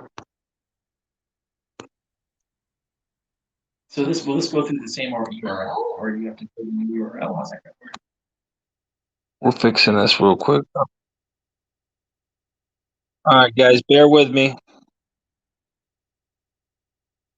There we go. All right, I made 3 of you guys mods. Now let me exit this here. Wow, that's totally some toddler. Yeah, lame. I know. Real lame. All right, so some of you guys are mods. Please keep these lames from hijacking the chat. And you guys have been around for a while anyway. I just got the nearest people. So start blocking users. And it seems like I feel like someone went to a website or something and like got like an automated troll thing or something in the chat. I don't know how they do it, but Yeah, right. so I don't know how that tech works either. anyway, yeah, I made some of you guys. And look, I'm gonna make more as time goes by. So you guys just keep knocking out the idiots, because obviously these people are losers and have absolutely no life. Absolutely no life. These guys are absolute losers. And in fact, anyone who's going in doing this, I hate to say it, I couldn't prove this, but it's either a fundamentalist of a few different religions that watch my stuff and hate what I do. So they come in here and they create these, these things. God. So, yeah, total children. so block them as soon as you see it, please. Yeah, that's what I'm saying. It's not the same person. It's like an automated thing anyway. Let me find the super chat. Here we go. Cade Welly, welcome back. Thank you for the super chat. And Dr. Carrier, I've seen your video and I've read Carrier's blog. Oh, let me restart this. I'm going to read your super chat on camera. Hopefully we didn't even get all that anyway. This is a bunch of nonsense. Yeah. No, it was just waste of time. Okay. And Dr. Carrier, I've seen your video and I've read Carrier's blog, but I still don't understand what Israel-only people believe. Oh my gosh, are they Christians? Can you briefly explain what they're preaching? I share your confusion. Yeah. No, I have a hard time figuring out what they believe too, because they're slippery. They're like little weasels. They slip around from place to place, and they'll claim one thing and do another. I don't know. And there's different ones too. So they different IO folks might believe different things. I don't know. So it's very frustrating for me. I would prefer someone to just be straightforward and stick to a lane. They're writing a book, by the way, Okay. and they're supposedly it's like with the appendix and everything, like 600-some pages, supposedly. Okay. Me and Steven have our own opinions on what we think is going to come out of this, and it's like you kind of get where I'm going with this. Normally I would say that, well, sure, go let them go get it peer reviewed, but I don't wish that on any peer reviewer. So. Thank you, Cade. So pretty much what they believe, if I could just wrap it in like a quick to the point, their entire theory is that God, when he promised Abraham, and this is the precept, right? They go to Abraham, Genesis 12, Genesis 15, 16, or 17, one of the two. It's a repeat because you have the documentary hypothesis, but none of them know what that is. And he promises that, your seed, Abraham's seed, will become a multitude of nations. So ultimately, when you jump ahead, like this idea that in your seed, all the nations will be blessed, you get to Genesis 49 or 48. It talks about Joseph's 2 children, and here you have who is, I can't even think right now. Anyways, he crisscrosses his hands, blesses them, and he says, "Your seed will be a multitude of nations." It's another promise of your children, right? Yeah. They go to the Gentiles. It's this term for nations is used in Hebrew, and they see Paul preaching to the Gentiles. These Gentiles in the last days are the regathering of Abraham's seed promised back in Genesis. So in a nutshell, everything is in that vein. That actually is a completely different. See, that would be different, right? Because Abraham is pre-tribes. Yes. So you could say that theoretically they believed everyone was the seed of Abraham. Like, that's not impossible, but that they believe that. But we have no evidence that they believe that. Right. And it's not the same thing as being the tribes of Israel. So that's nonsensical. I don't really know what to do with that. Cade, email me if you want to know more. I really appreciate all your support and all these super chats that you do give. Like, I would be more than happy to spend some more personal time with you and explain to you. I can give you actual arguments they make. I'm not sure if you want to waste your time going through all of it. People, yeah. Yes. Well, And I have an article on it if they don't know. I don't know if this person. Yeah, she said that they've read it. So okay, yeah. the thing is it's even more confusing once Correct. you've read it. And if you go to listen to what they say, it's like it's complex because not all of them. Right? Because you say one thing and shift it to another thing, and then once you attack that thing, then they shift back to the previous position as if nothing has changed. Yeah, and you don't understand their position, so that's the problem. You can never pin it down. But I'm hoping the book comes out and it's pretty solid on what they believe. At least we know that. Indo says, "Take a shot, Derek. Trust me when I tell you, no one wants me to take a shot." So a little personal here. I don't drink anymore. It's almost been 7 years since I've had any alcohol.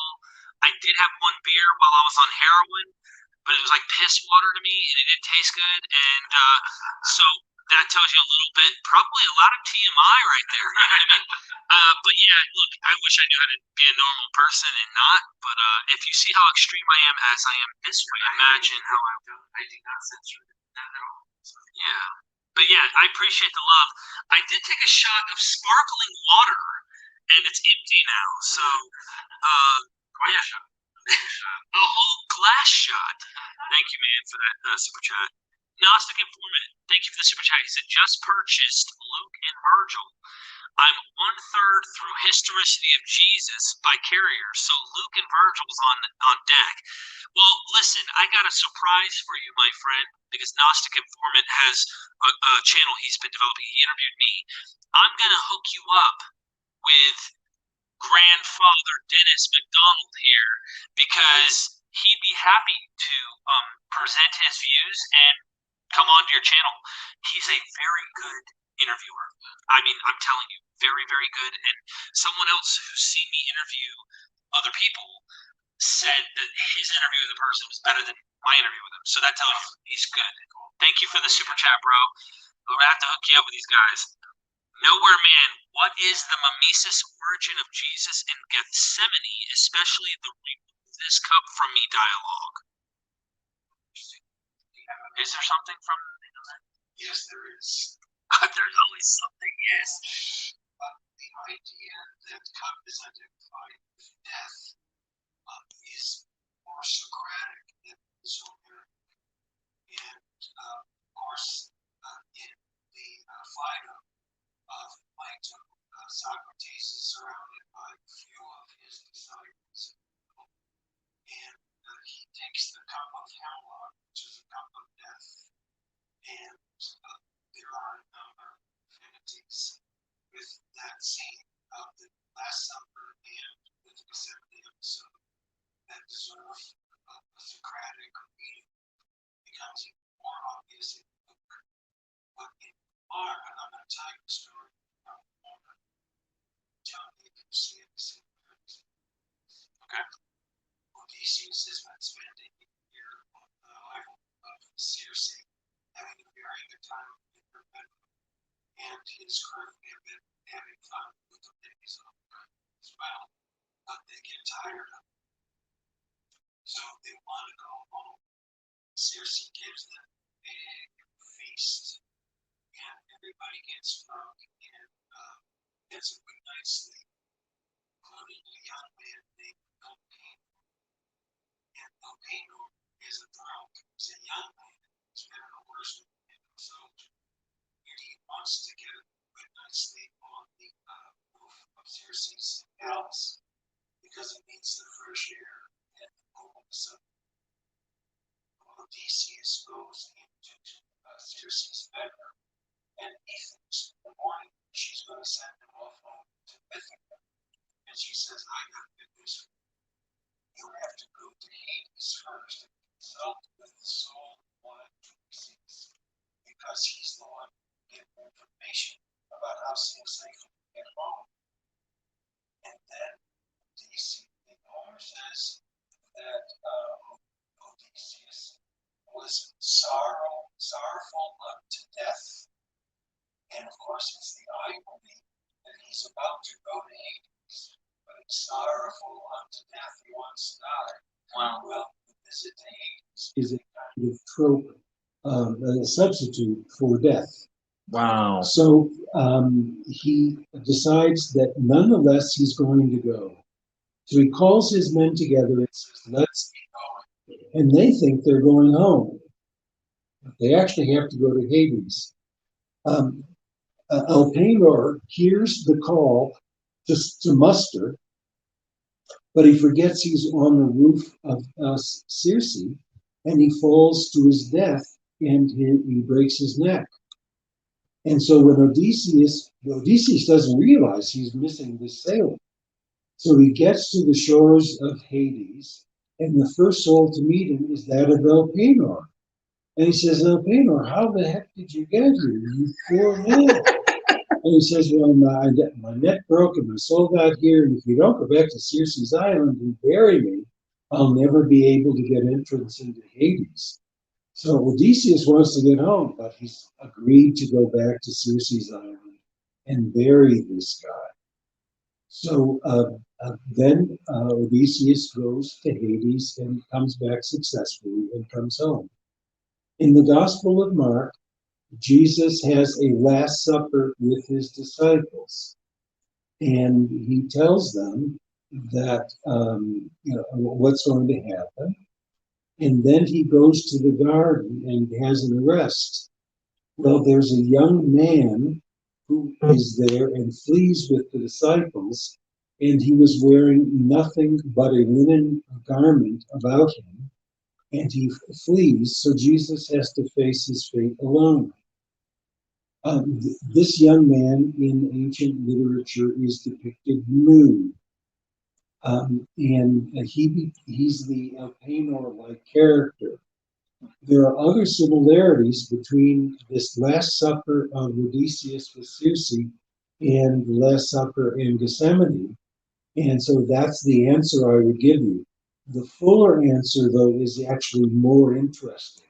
And you can find that in several of my books. Yeah, he goes deep, and we already got a recording too with this particular topic with him and Richards. Thanks for that question. I got to catch up. We got quite a few super chats here.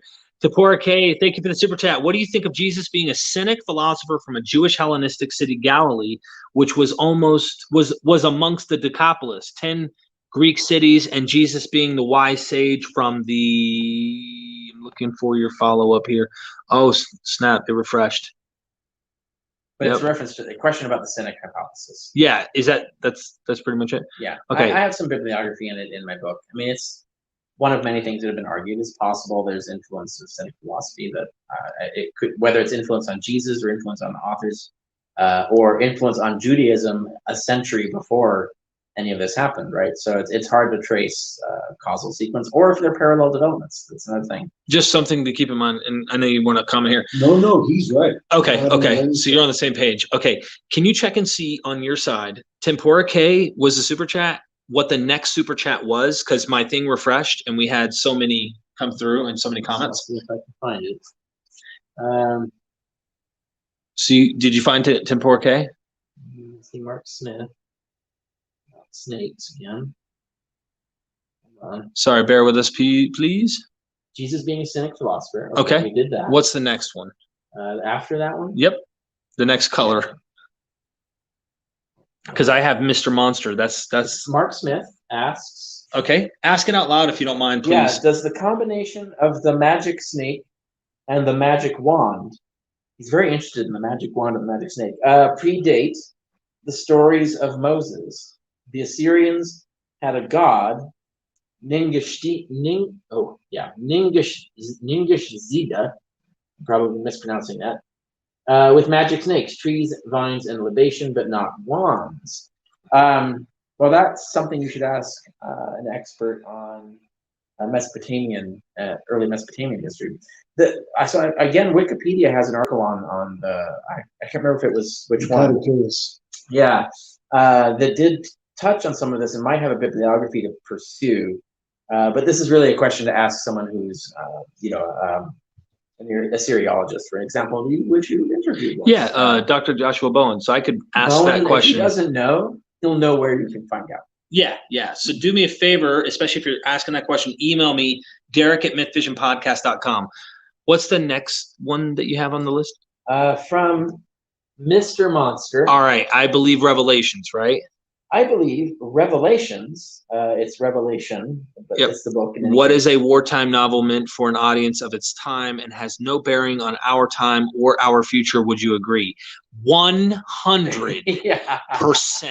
Yeah. It wasn't written for now, obviously. It's definitely about Donald Trump. No, I'm just kidding. It's definitely about the Roman Empire and the era of Domitian. And it may have been written Credit by someone cards. with PTSD. Yeah. Which I think is that we come covering. Yeah, we do. And Mr. Monster, I think you're on the Patreon, but we go extensive into Revelation in one of those videos, and you go into this and cover it. We have a lot of fun. But yes, we all agree that it was absolutely not for anything past, or it's not talking about anything around nowhere later than the 2nd century. It's not referring to. Yeah, nothing. And I mean, there's disputes over, like, is this a 70 AD or 90 something, depending on if you're talking to a preterist fundamentalist or something or not. I want to say, though, that doesn't mean that the book shouldn't be written and interpreted. Read and interpreted. Right. It's just not about credit cards and like cell phones. It tells us things about the author, about the era, the community he's writing about. Politics in Asia Minor. Right. It tells us things about the economy. Like, it tells us there's a lot of data in there about the ancient world. If you would just take it seriously for what it is, rather than try to turn it into something else. And people keep doing that, doing it throughout history. We got an interesting question here. I don't know how you would maybe answer this. Aaron Adair says, "What do you consider a strong example Hi, Aaron. Hello. What do you know them?" Aaron Adair is an astronomer who wrote the best book on the Bethlehem Star ever done. So I would highly recommend folks to check it out. Cool. Yeah, I can't remember the title, but just look for his name, Aaron I've Adair. seen the name. Yeah. Okay. Do you think this is really him? Super informed. I hope. That'd be awesome. It would be weird if someone's pretending to be Aaron Adair. Yeah. What do you? No, that's interesting. What do you consider? Because this is a pretty complex question. Even what do you consider a strong example of mimesis of Homer and or Virgil in G. Matthew, not copied over from Mark? In other words, did Matthew do some Homeric mimesis that he didn't borrow from Mark? There's only one compelling example, but the very fact that Matthew includes so much of Mark that has Homeric influence should be taken into account. When in book 24, Priam needs to rescue the body, I'll be brief, rescue the body of Hector. And Zeus sees what a dangerous mission this is, because here an old man is going with a treasure of ransom in the middle of the night into the enemy territory that had just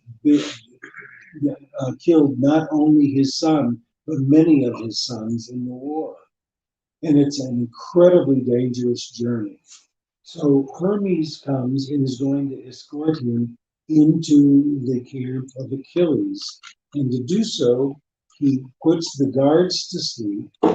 He throws back the bolts of the bivouac and allows Priam to offer the ransom and to take his son.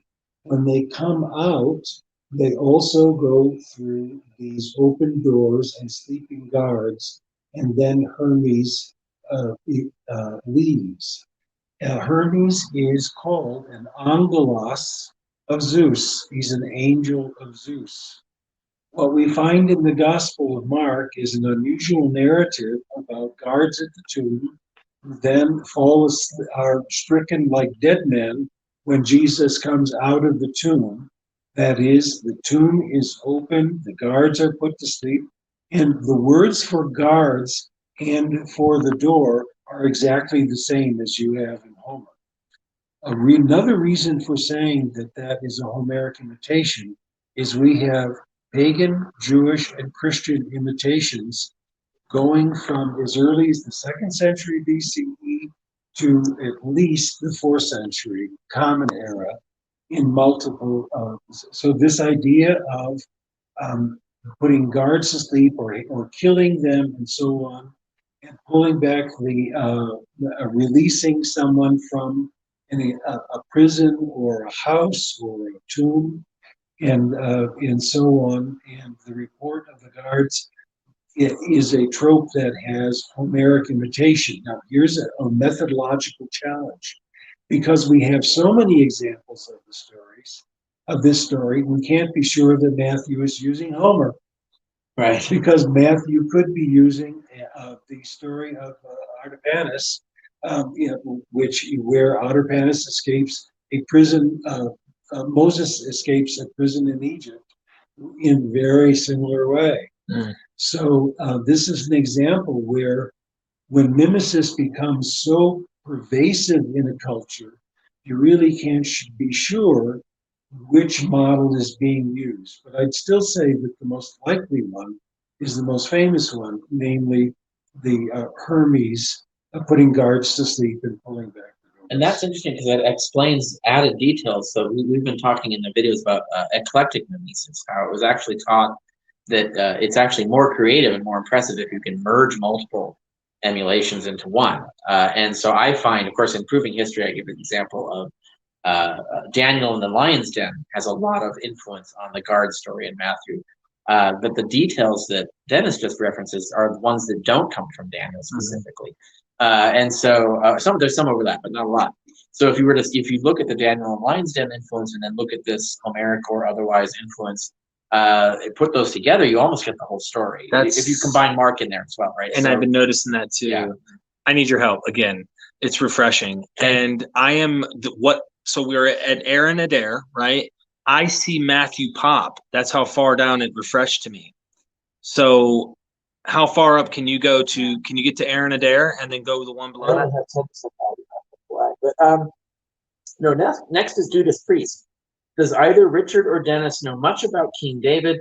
Do they believe he existed as stated in the Bible? How about the size of his army? Possibly 288,000. By the way, sound went south. There was something I'm in the chat. Yeah, I was looking at that too. I don't know if it was like an internet thing or whatever, but Yeah, I will let everyone know watching. We are recording. Independent recording. So yes. So it will be on Patreon and all of this will be in like really high quality. But okay. I mean, very briefly, I'm undecided about David. There's arguments pro and con. There is some early archaeological evidence of a possible House of David is kind of like a warlord thing. 288,000 seems extremely unlikely. The logistics of maintaining an army that size are outrageous, basically. Oh, there may have been a King David, but he certainly was not a king of an empire. Right. Thank you. What was the next one? I'm waiting. Let's see. Wow. I am at Matthew Pop. I think I'm saying that right. Thomas Thurn here. Is that later? That might be later. It might have refreshed on you too. That's the crazy thing. Still draw it up. It just takes time. I'm at Matthew Pop. So is there one above him? Maybe. That we didn't get? For Matthew Pop, could Jesus have been a member of the Sects? Yeah, I got that, but I didn't know if there was one above that I missed. Jesus, I mean, anything's possible. It's doubtful that Jesus was a member of the Sanhedrin. You don't see it even likely? Doesn't seem likely. I guess I should say, crossover maniac. How does the historicity of Jesus compare with the historicity of legendary figures like King Arthur and Robin Hood? I don't know about Robin Hood, but I actually cover King Arthur in my book. On the historicity of Jesus, I cite the bibliography on that. The consensus in the field of King Arthur studies, the majority consensus is that there's no historical Arthur. The legends of Arthur are actually an amalgam of several people over many centuries of time. So I have more opposite comparisons, which are ancient people. That's right. That's In Jesus from Outer Space, I have a whole chapter where I cover Spartacus, Hannibal, Pontius Pilate, Herod Antipas, and so on, showing what kinds of evidence we have. And Socrates, I have him covered. So I go through the kinds of evidence we have for them and that we don't have for Jesus, if you want a comparison. Okay. I've got another super chat. I'm making sure it's the next one because I'm on my phone. If I was on my computer at home, we wouldn't be having this problem. Thomas Thurnier, I hope I'm saying that right. Could it be that the myths and endless genealogies of 1 Timothy 1 are a reference to an early gospel? You know what that's reference to? No. Well, in First Timothy, they're condemning. Don't pay attention to myths and end of genealogies. Apparently, people are making these up. I mean, it might be. I'm not really sure. It's hard to really guess. The only thing I can say about that. Well, first of all, First Timothy is a forgery, so it's kind of ironic I'm a forger trying to complain about forgeries. But I do actually have an answer for that one. The word mythos can mean simply tale or a story. right. It doesn't mean anything that's false, but in this case, the author doesn't like the story.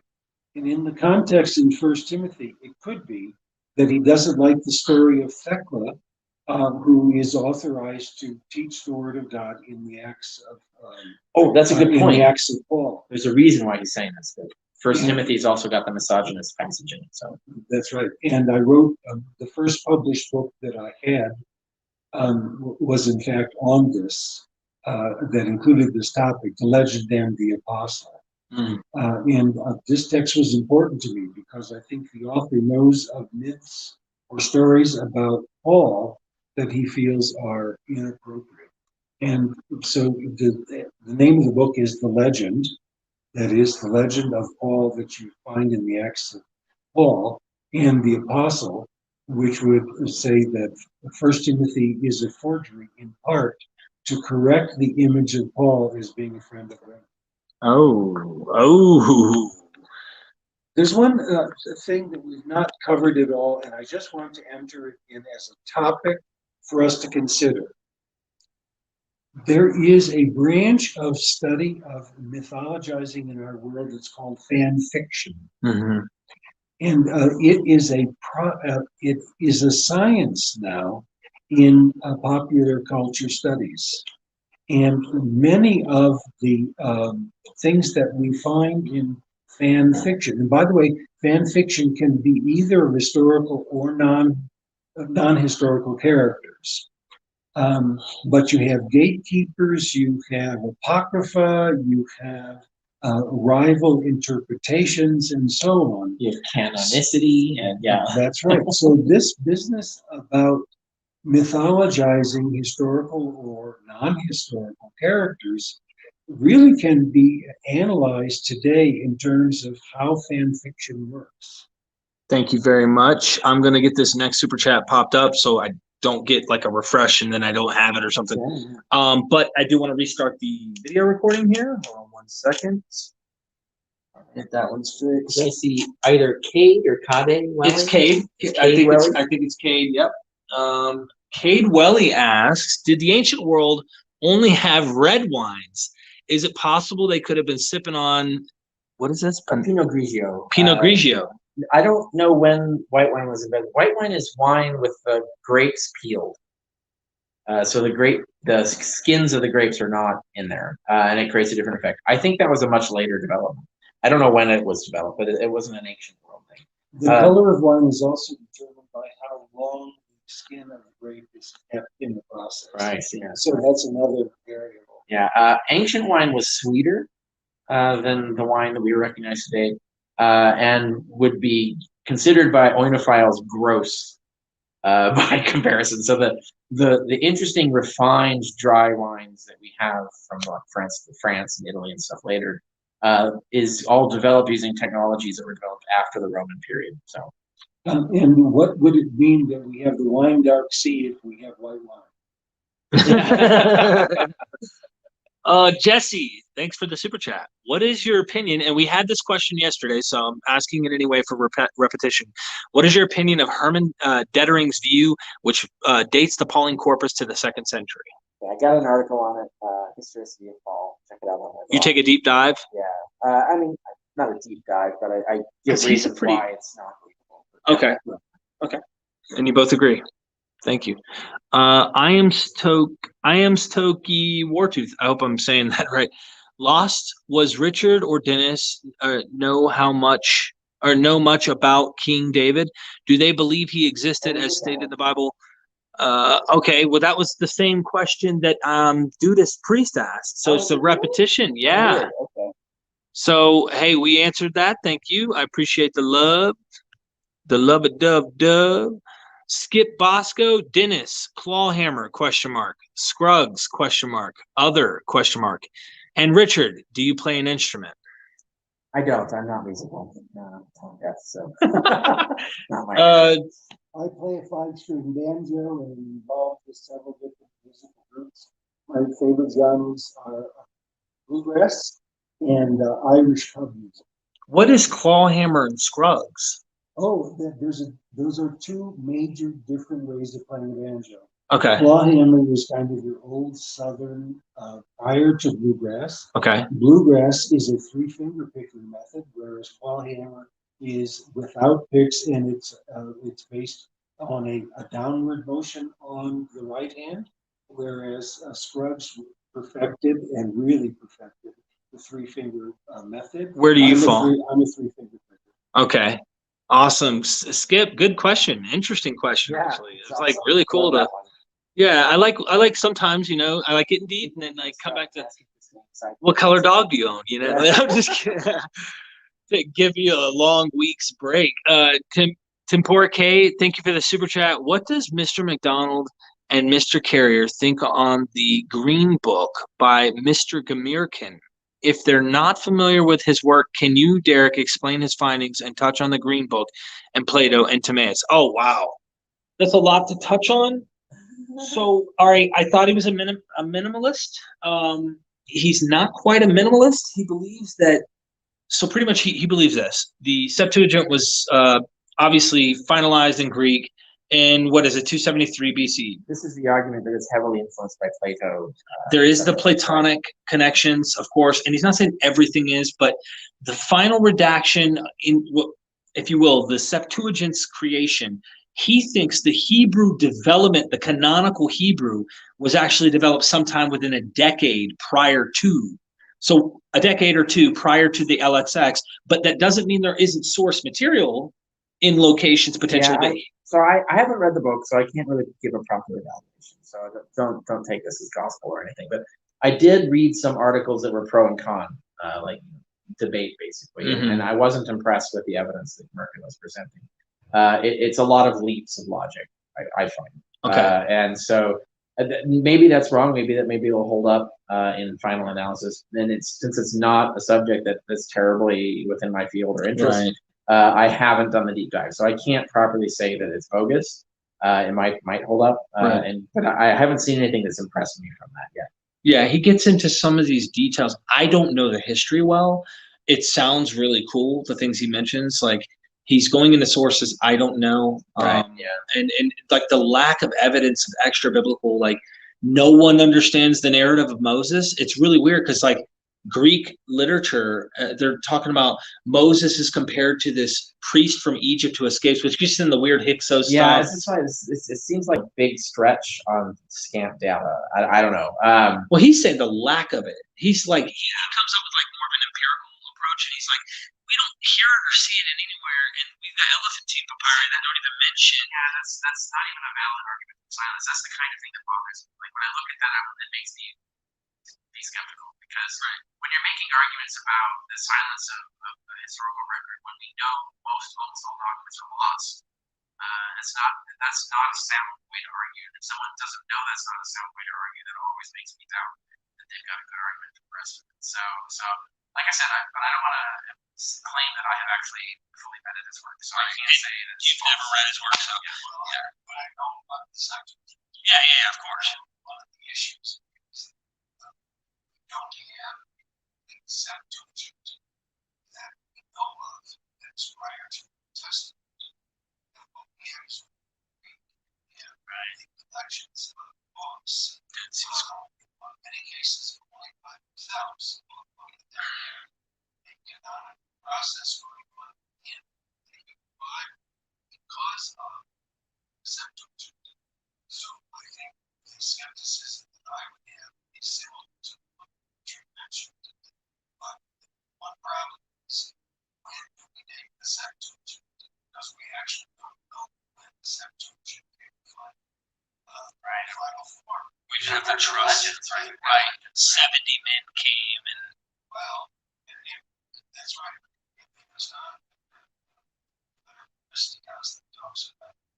So I would just like to see how he wants to make this material, how this actual corpus and the Septuagint's relative canonization was a very important after many weeks of schools and the various recensions of tradition, which is called diagnosis sometimes. So I know about complexities.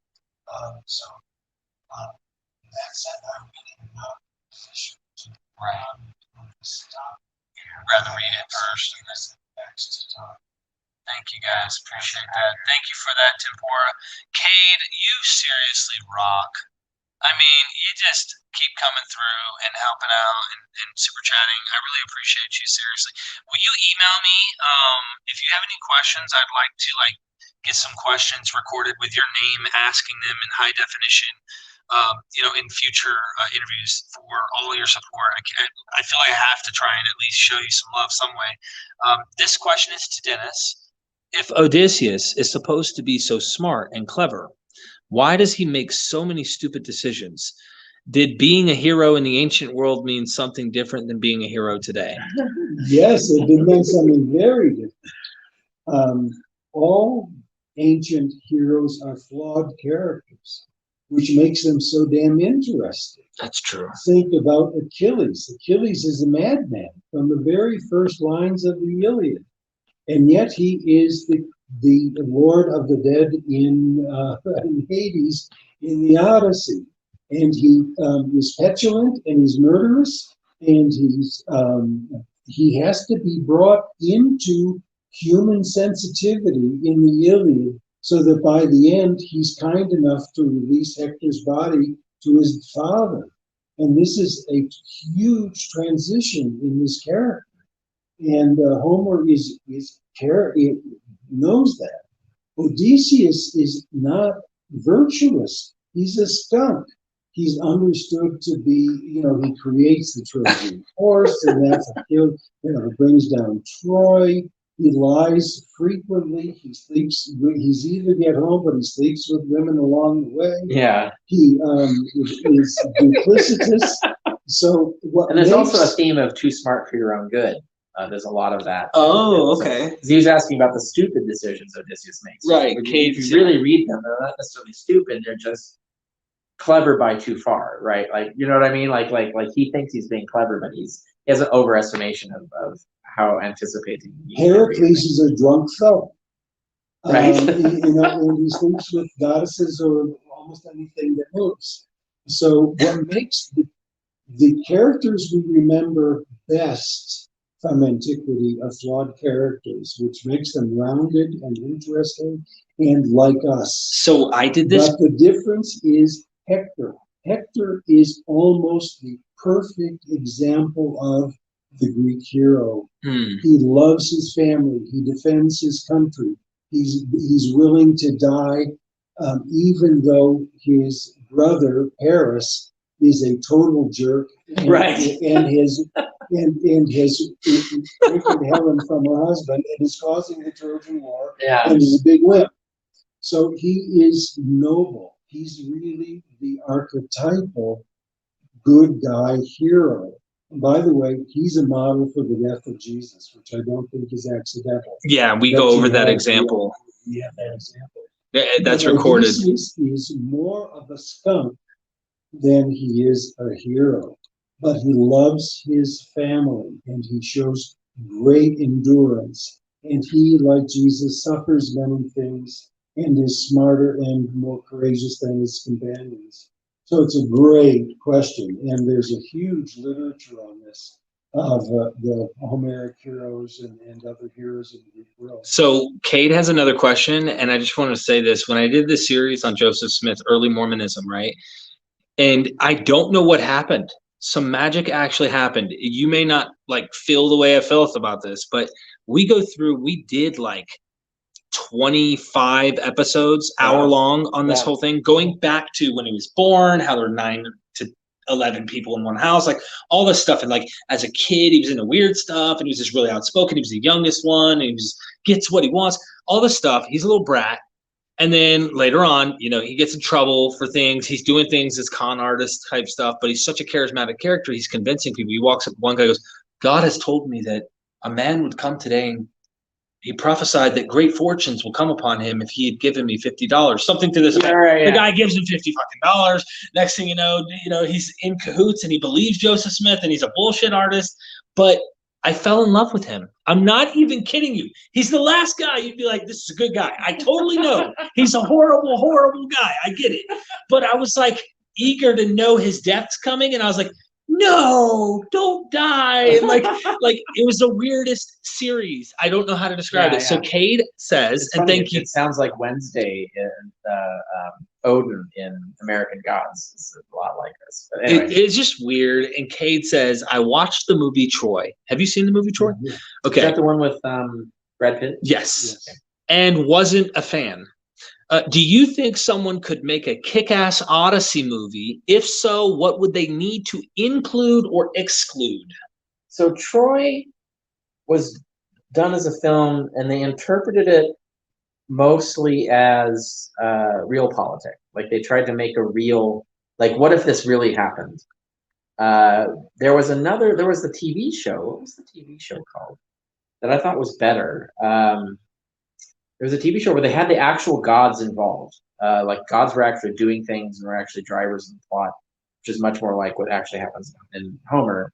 There was a TV show. I can't remember what it was called. That was better. I would actually recommend watching the TV show. But even that still wasn't like a let's make a theatrical production of Homer. No one's done that. I think there was one really terrible TV show that tried it. It was the special effects are so horrible and the acting was terrible and I just couldn't tolerate it. That was Armand Assante, I think, was playing Odysseus in that one. But that was the Odyssey, not the Iliad. But no, I would like to see someone do it, like with Ridley Scott style production values, and portray it the way Homer portrays it. You know, the gods do the things that they actually do. Don't try to turn it into realpolitik. Like turn it into like just the way it's sung, portray it. You know what I mean? Do a Harry Potter on it, right? Or like Game of Thrones caught a lot of crap for all of the like sexual scenes. You go like, oh no, that actually brought and the violence. Like Homer is so graphically descriptive of wounds and death and stuff. You would have to preserve that if you want to really. So like the best version of this would be one that aesthetically impresses you with the same feelings and pathos. We've been talking about that.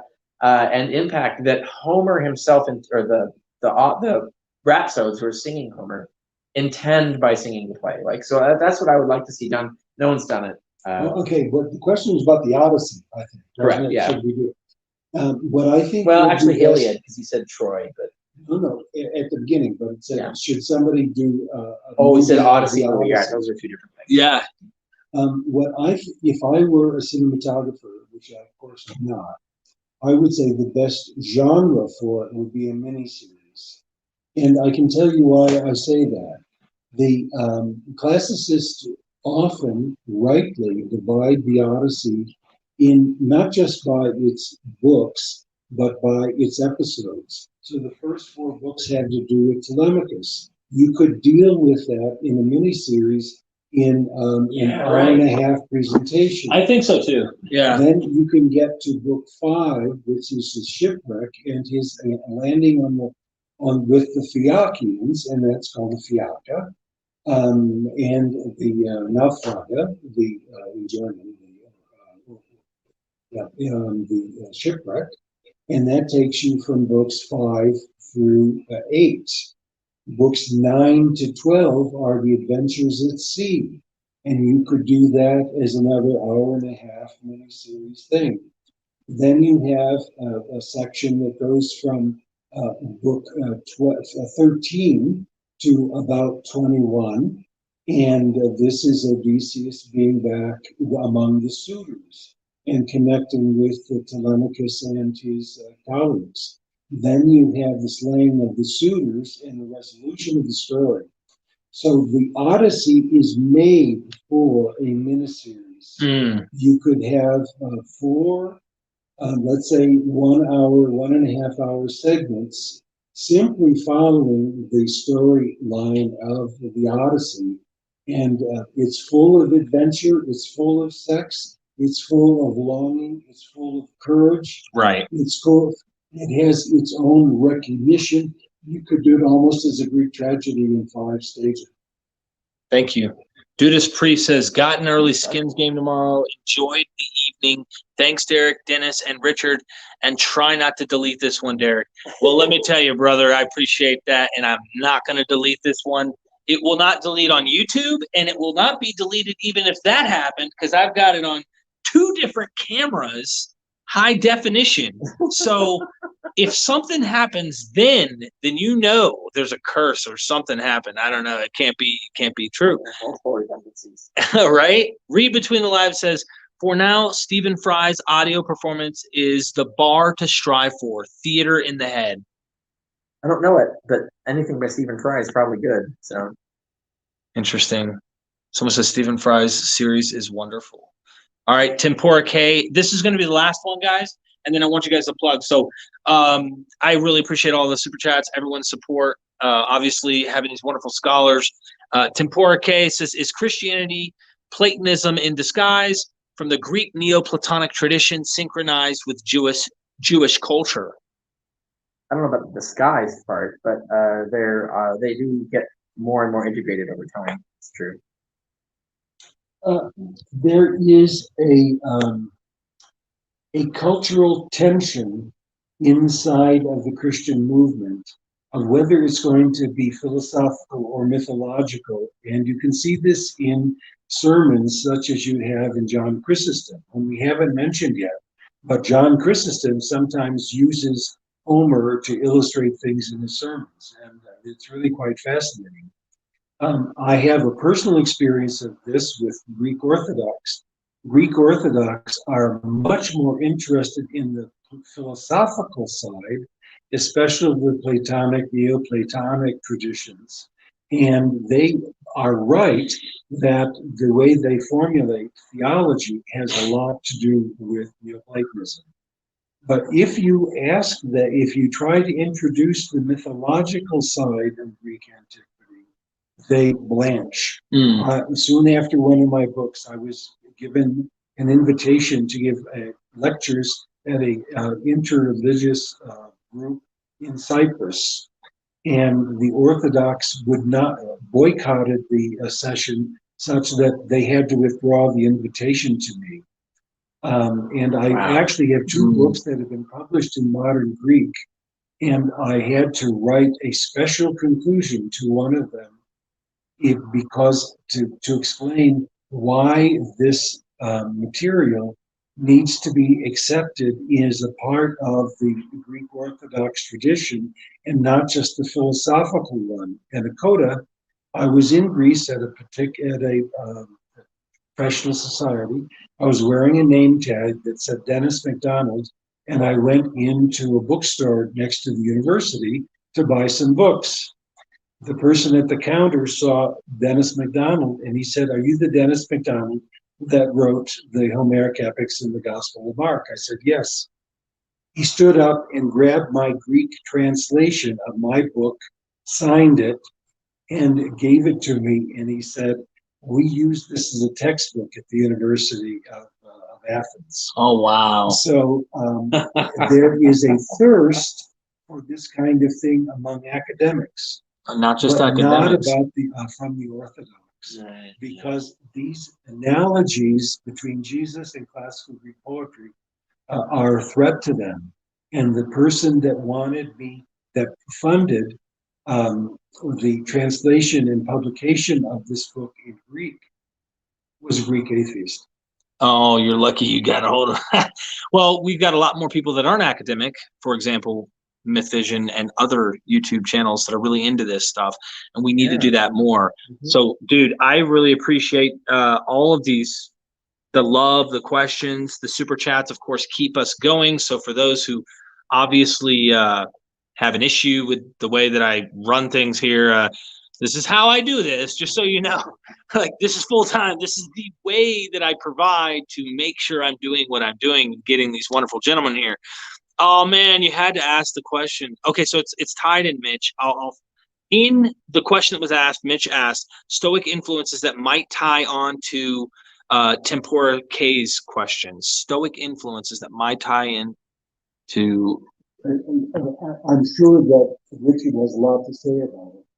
The issue of Stoicism needs to be understood really within the context of Neoplatonism, because you have this merging of Stoicism. It's not a pure form of Stoicism. It's a Platonist. It's eclectic for sure. And it's called sometimes Middle Platonism or late Stoicism. And yes, that is very important for Christian identity. And you can see this in Augustine's City of God, where a lot of Stoic or Middle Platonic texts are preserved, because he sees the similarities between what has happened by the 4th century with Christian theology, and the big point is this: the Stoics were able to give an ethic to Platonism that the Platonic corpus wasn't able to supply. And the Stoicism was largely a philosophy built on ethics and on conduct and on the satisfaction of living in life according to your state. Not too far, by the way, from Confucianism, actually. Yeah, indeed. Actually, Stoicism and Confucianism have a lot, especially Roman culture and Chinese culture, Han Chinese culture especially, have a lot in common.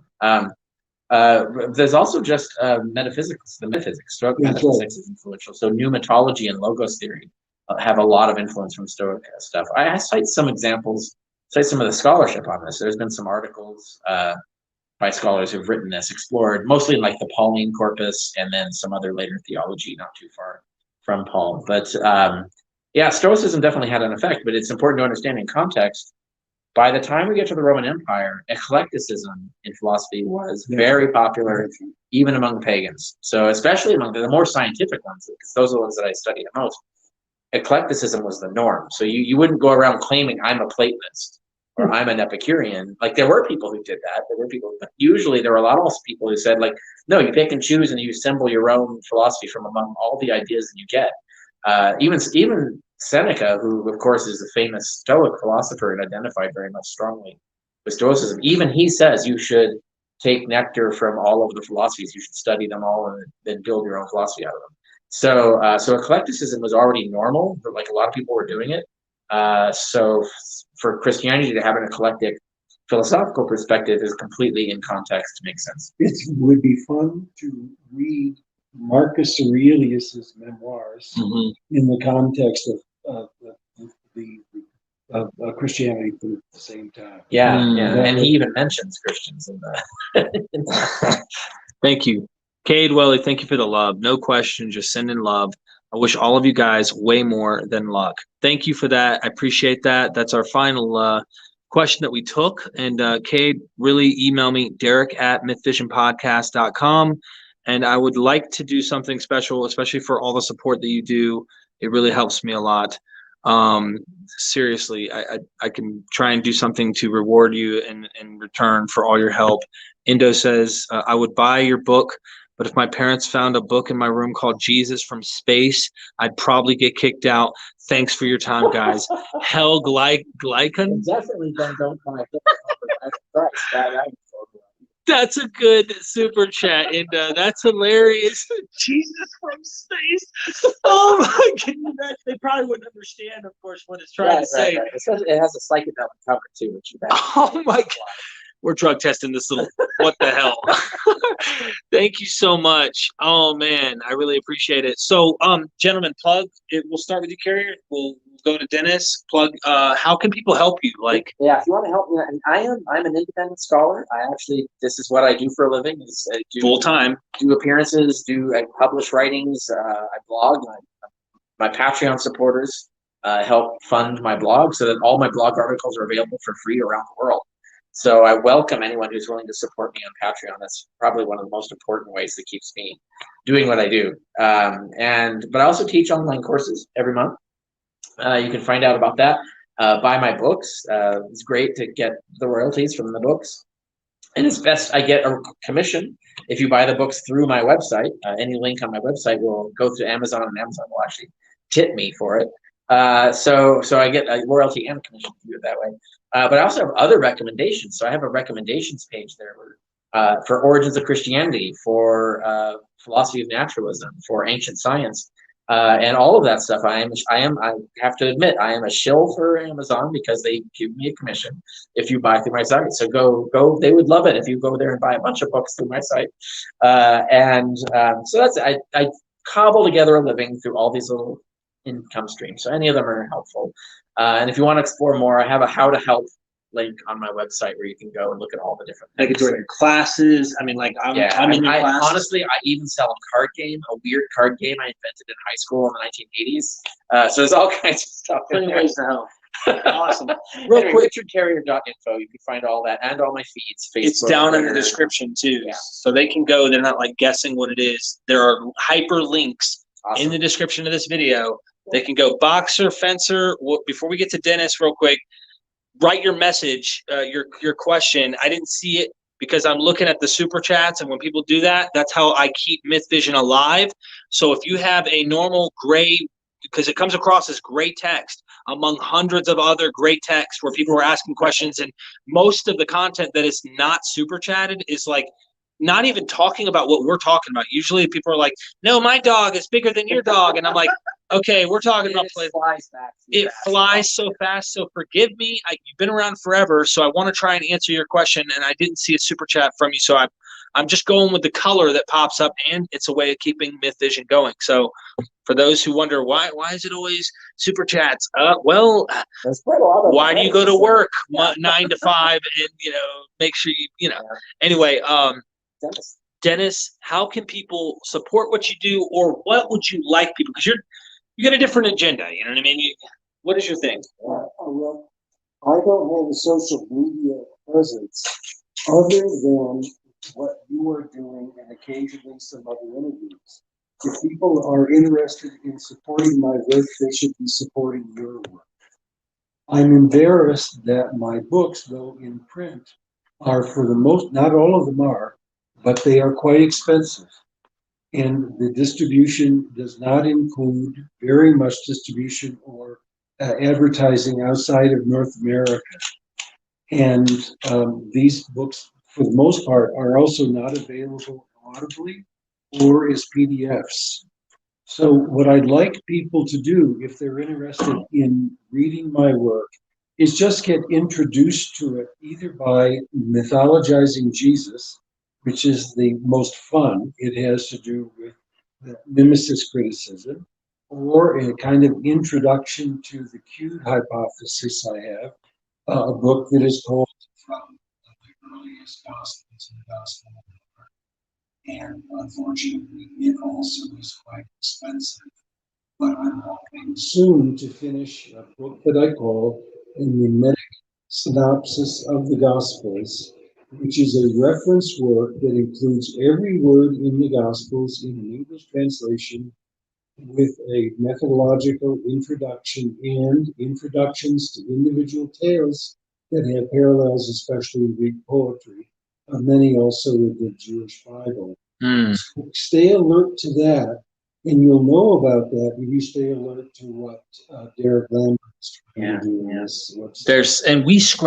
We only scratched the surface. That comes out, spread the word about it. Get more people excited about it. Make that a thing for people to start looking at.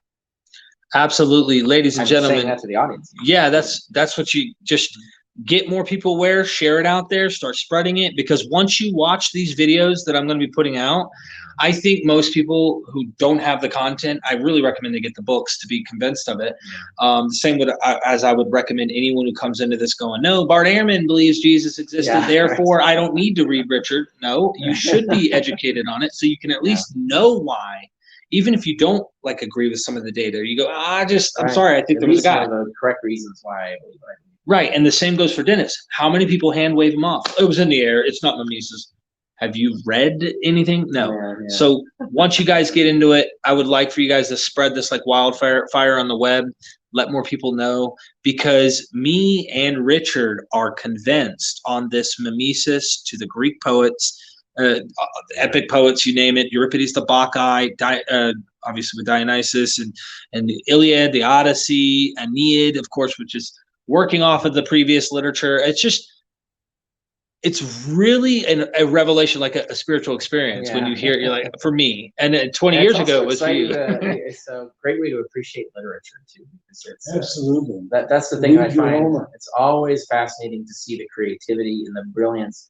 The Bible becomes more brilliant the more you get the parallels they're putting in That there, is and really how important. they're using this as a language to communicate the points they want to communicate. You're right. So I did not see Boxer Fencers. Okay, my question again. Derek, you forgot my question again. Oh, that was a while ago. Okay, I was waiting, unless they left already. I mean, look, that's how, I try to really do right. And I think people just think, I saw one person go, oh, look, answering. It refreshes, the scrolling is too fast. Well, the thing is couldn't some keep up people with it. don't like that it's people who pay and they get their question answered. And it's like, But that's the point. what would you do if you were me? Sorry, Yeah. your super chat gets ignored. I'm going only for the gray ones. It's Right. like, All right.